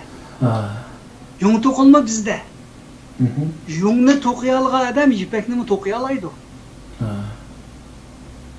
Ipakning ichkiridan kelganmi yoki xotandan ichkiriga borganmi, bu vaqtmi bir talashda atish bor. Bu vaqtda bir rasmmi bor. Bu hozir ma temaga munosabat bo'lg'achqa buni demay qo'yaylik. Endi shu ipak to'qilma to'qiy oladigan tarım muadisiliklar yungdan ipi girib raq to'qigan. Bu Kroran güzeli degan shu Kroran nimaları qabristonliklarda sapla yung to'qilmalar, gilam bor, ochlangan teri bor. Demak, kun, xrom degan shu. Bu narsalar bor. Demak, bizning o'shundoq nəhayət mol mədəniyyətimiz var. Yani Kroran güzeli to'g'riliq mening bildig'ini men depiralaydig'im mushu endi. Mushuning asosan nima xulosaga keldim desangiz, bu yerda bir mushu chaqiliqning mirandan bir qadimgi shaharda bir tomga sizilgan bir rasm, bir odam rasmi bor ekan, qanotli uchadigan qanot odam rasmi. Buni Yevropaga olib borganda Yevropaliklar hayron qolgan. Demak, bu Yevropaliklarning nimalarida hikoyalarida, cho'chaklarida, rivoyatlarida nəhayət yo'q ketgan. Shuning bilan bular hayron qilib, bu biz bilan bu madaniyat o'xshaydi ekan. Bu medeniyetler Avrupa medeniyetiyle o'xshaydikan degan narsani shu arxeologlar shunday xulosaga kelgan. Shu vaqtda ular Avrupa medeniyetining chegarasi Sadichingacha degan xulosani qo'ygan. Shuning bilan buningga Xitoylar yomondan qarshi turib ketgan. Bizning dil bo'lmaydi ekan degan, bizning deymiz deganga taqishib qolganligi uchun qarshi turib ketgan. Sovet ittifoqimi Turkiya xalqlarining zaminini o'zining qilib olish uchun u yerga Chor Rossiyadan tortib tajovuz qilib shu zaminni besib olib shu Turkistonning g'arbini 5 respublikaga aylantirib o'tdi Sovet ittifoqi.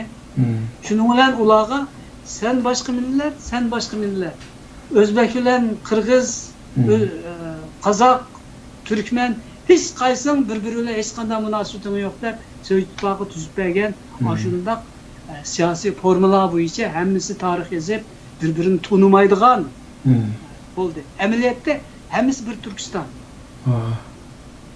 Endi mening shu Qur'onning güzeli to'g'riliq deb turdig'inim ham shuningdan chiqqan yakun endi Avrupa madaniyatining chegarasi Sadichingacha. Demak, bizning madaniyatimiz endi Avrupa madaniyati bilan bir tutash. Xitoy madaniyati bilan munosabati yo'q. To'g'ri. Rahmat Qurbonka, bu arxeologiyaniki nima uchun muhimligini mana shu nuqtadan to'nib yetalaymiz. Xitoy tarixni yağa yozalaydi, o'zgartib yozalaydi.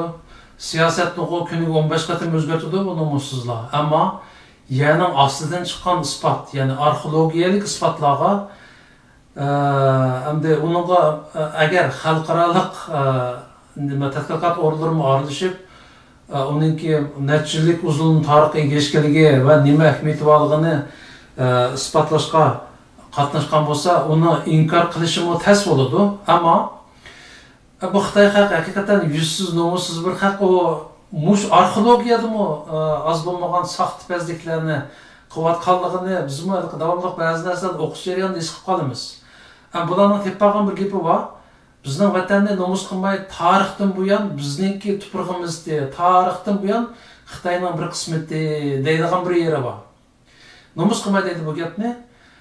Mush jihatdan arxeologiyalik shu isbotladimi ba'zi bularning saxtalik qilgan yerlari meni cho'qim bor deb o'ylayman. Hamda kallangizga darhol kelgan bir misollar bormi bu shaxda? Undan boshqa Xitoyniki shu Sharq Turkiston tarixdan biz Xitoyning zaminati deydiganga bir arxeologiyalik isboti bormi bularning?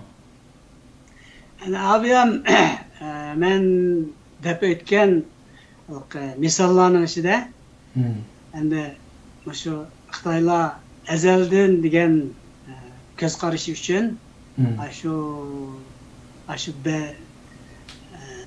tuhmat uchun keltirib chiqargan ba'zi narsalar bor. Masalan, Asari Atiqini bular yasidi. Kekmenlerning she'rlari degan yasidi. Hozir endi muzeyga kirib qarasangiz, sizgan rasmlar bor, Ming'oy rasmlari.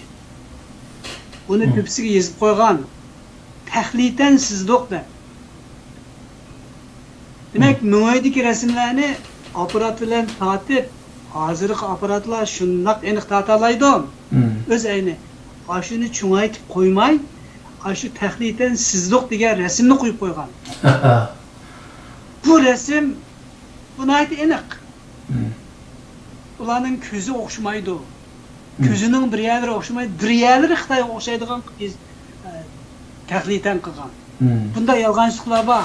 Men endi Kekmenlerning she'rlari deganni men o'zim Mo'zdun davrida yezib chiqilgan qadimgi Uyg'urcha she'r deb masxara nom qo'ydim.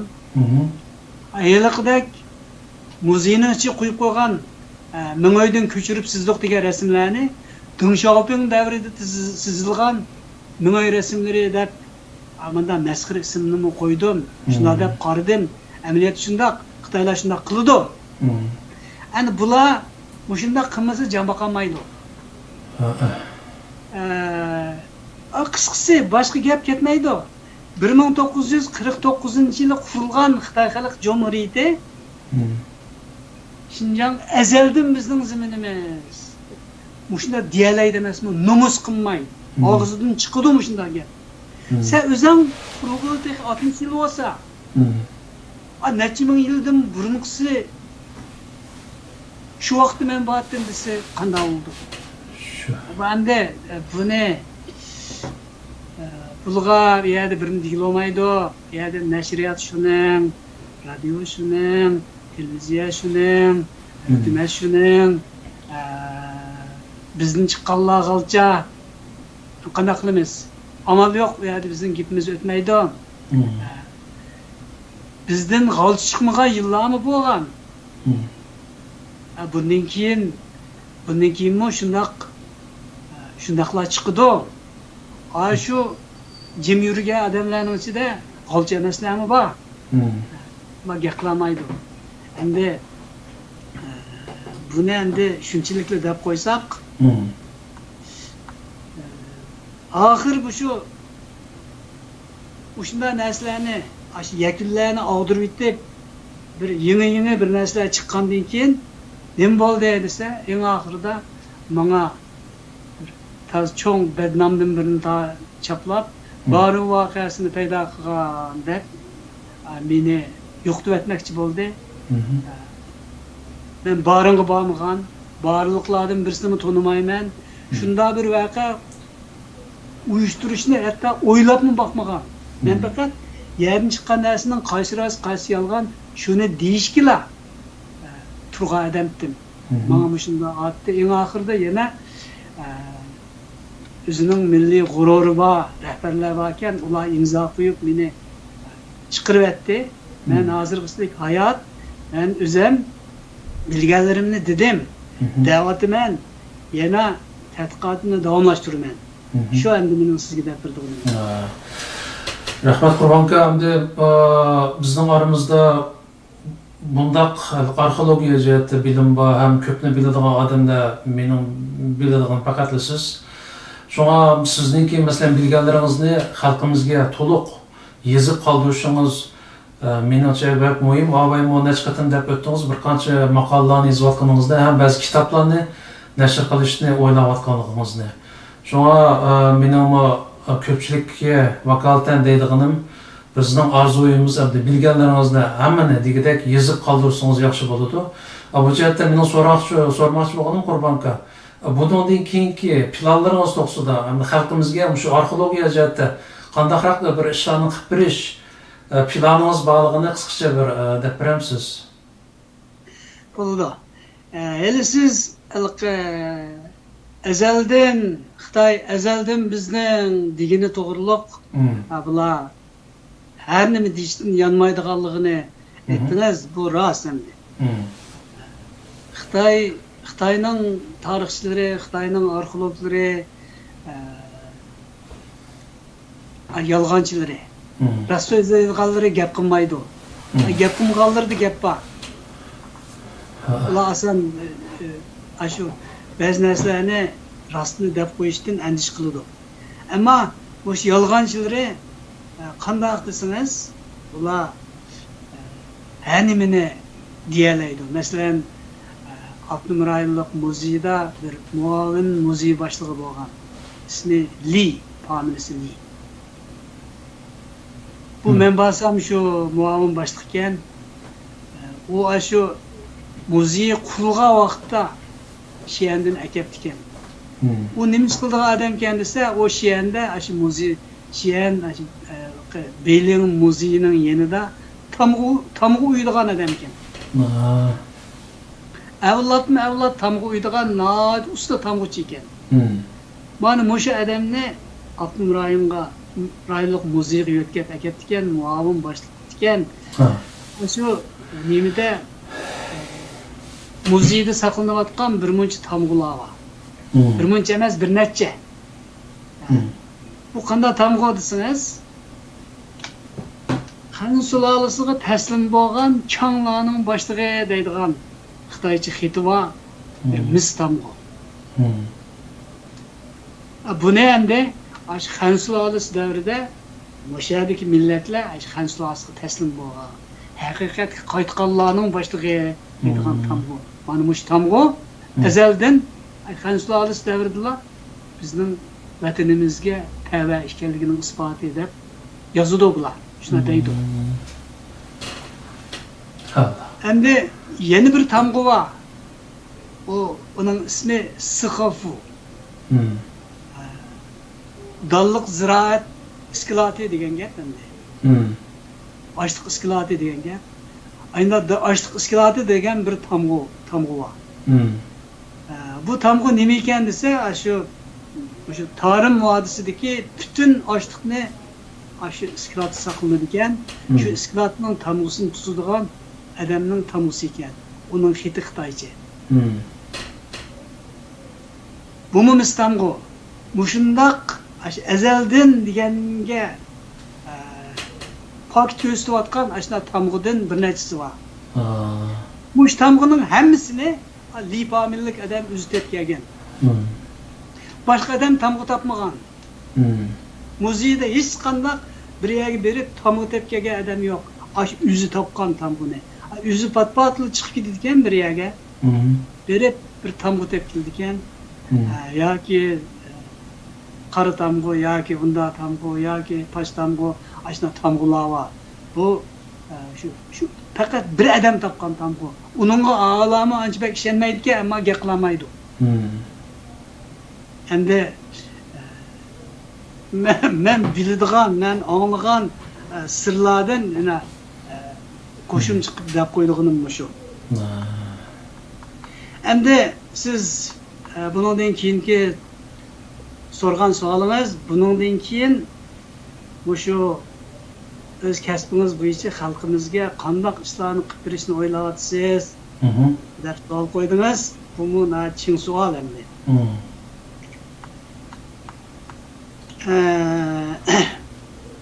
Endi men hozir o'ylayman, bir shu yaqinqi bir kunlar ichida Birlashgan Davlatlar Tashkilotida turayotgan Amerikaning bir elchisi bor. Nikki Haley deydigan bir xonim bor. Shu xonim Xitoyni tanqid qilgan vaqtda Xitoy hozir Uyg'urlarga Orwell nazariyasini qo'llanayotdi deb aytdi. Şu Orwell nazariyasi degan qandaq nazariya? Buningga azroq izohat berib, nima qilay? Mening maqsadim, mening o'ylig'im, buningdan keyin men Xitoyning shu Orwell nazariyasini bizga qo'llanishiga qarshi turish, shu Xitoyning Orwellchiligini betchet qilish. Shuni o'ylayman endi. Endi bu Orwell nazariyasi qandaq nazariya desa, bu George Orwell degan kishi Angliyalik yozuvchi. Bu yozuvchi 1980-yillarda bir tadqiqot etib olgan. Bu kommunizm o'zini saqlab tura olamdi degan masalani tadqiq qilgan. U hozirgi kommunist davlatlari agar o'zini saqlab qolmoqchi bo'lsa, faqat bir yo'l bor ular uchun. U qanday yo'l desa, shu uchur vositalarini qattiq kontrol qilib, hech kimni gap qo'zmaydigan hamma odamning og'zini o'zi kontrol qilib, shunda qilib turib tarixni o'zgartirish. Tarixni burmalash. Shuning bilan bir vaqtda shu davlatdagi xalqni, o'zi yomon ko'radigan xalqni majburiy vosita qo'llanib o'zgartirish.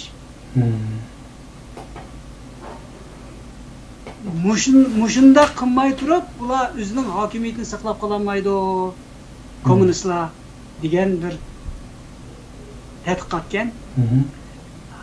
Shu Amerikaning Birlashgan Davlatlar Tashkiloti turishliq vakili Nikki Haley xonim ashula dedi. Xitoy hozir Uyg'urlarga Orwell nazariyasini qo'llanayotdi. Orwell'chi ish qilyotidi dedi. Demak, qilayotgan ishi nihoyat aniq. Shu ushur vositalarini qattiq kontrol qilish, bir kimga gap qilmaslik, aloqasini uzib etish. Shu o'zi yomon ko'radigan xalqni majburiy o'zgartirish. Mo'shu yo'l bilan o'zining hokimiyatini saqlab qola oladi, bo'lmasa saqlab qola olmaydi degan shu nazariya, Orwell nazariyasi, shunday nazariya.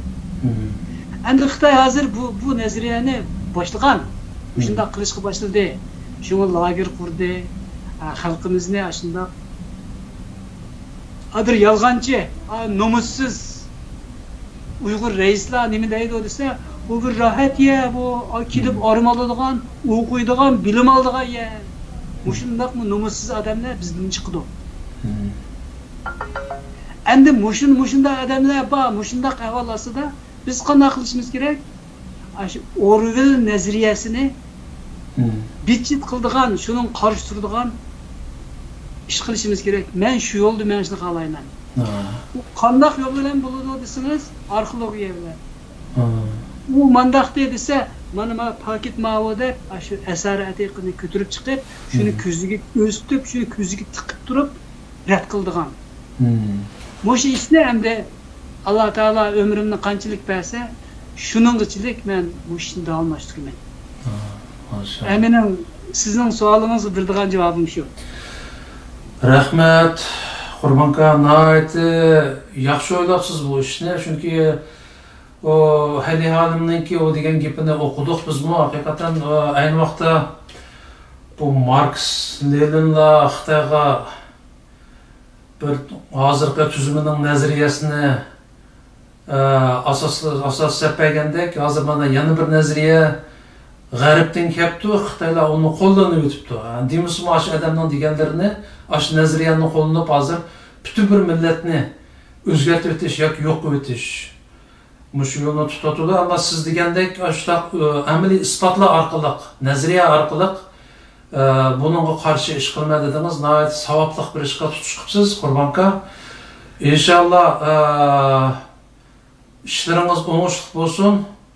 Hem bunun neticesini, görüşünü bekme taqazalık bilen kütümüz. Bugün nihayet köp vaxtınızı aldık. Köp rahmet Qurbanka. Ahırda Allah'tan sizge teningizge salametlik, ailengizge xotirjamlik, xizmetingizge, qavatgan ishlaringizga qutuqlik tileymiz. Yana bir qatam görüşkice aman bo'lin Qurbanka. Xayr, Allohga emanet. Rahmet. Sizge mu rahmet. Körürmenlerinin vaqt sarf qilib, o'shini anglab berganiga rahmat. Mening eng oxirida deydigan gapim, hammamiz namoyishda ko'rishaylik. Tamam. Xayr, Allohga emanet. Xayr, xo'sh.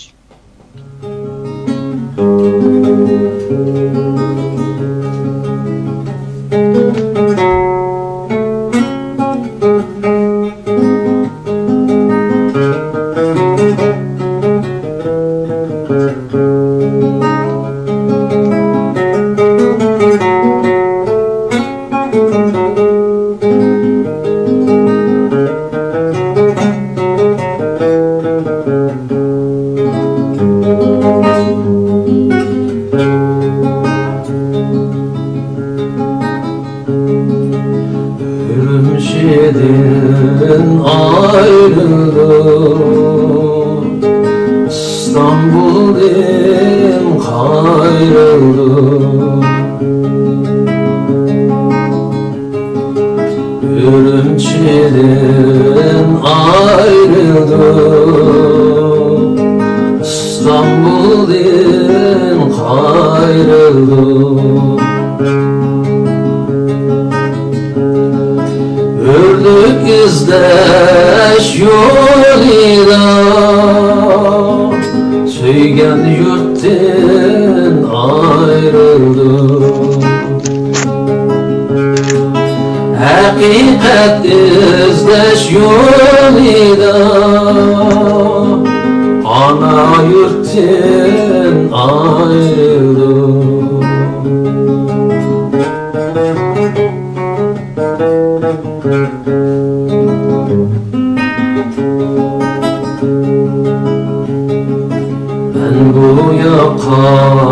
manganda anam eşik aldıda kalgan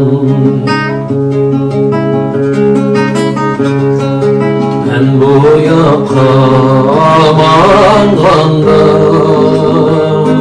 anam eşik aldıda kalgan Kaçan kilisen oğlum der Kara gözlerine yaşarım Kaçan kilisen oğlum der Kara gözlerine yaşarım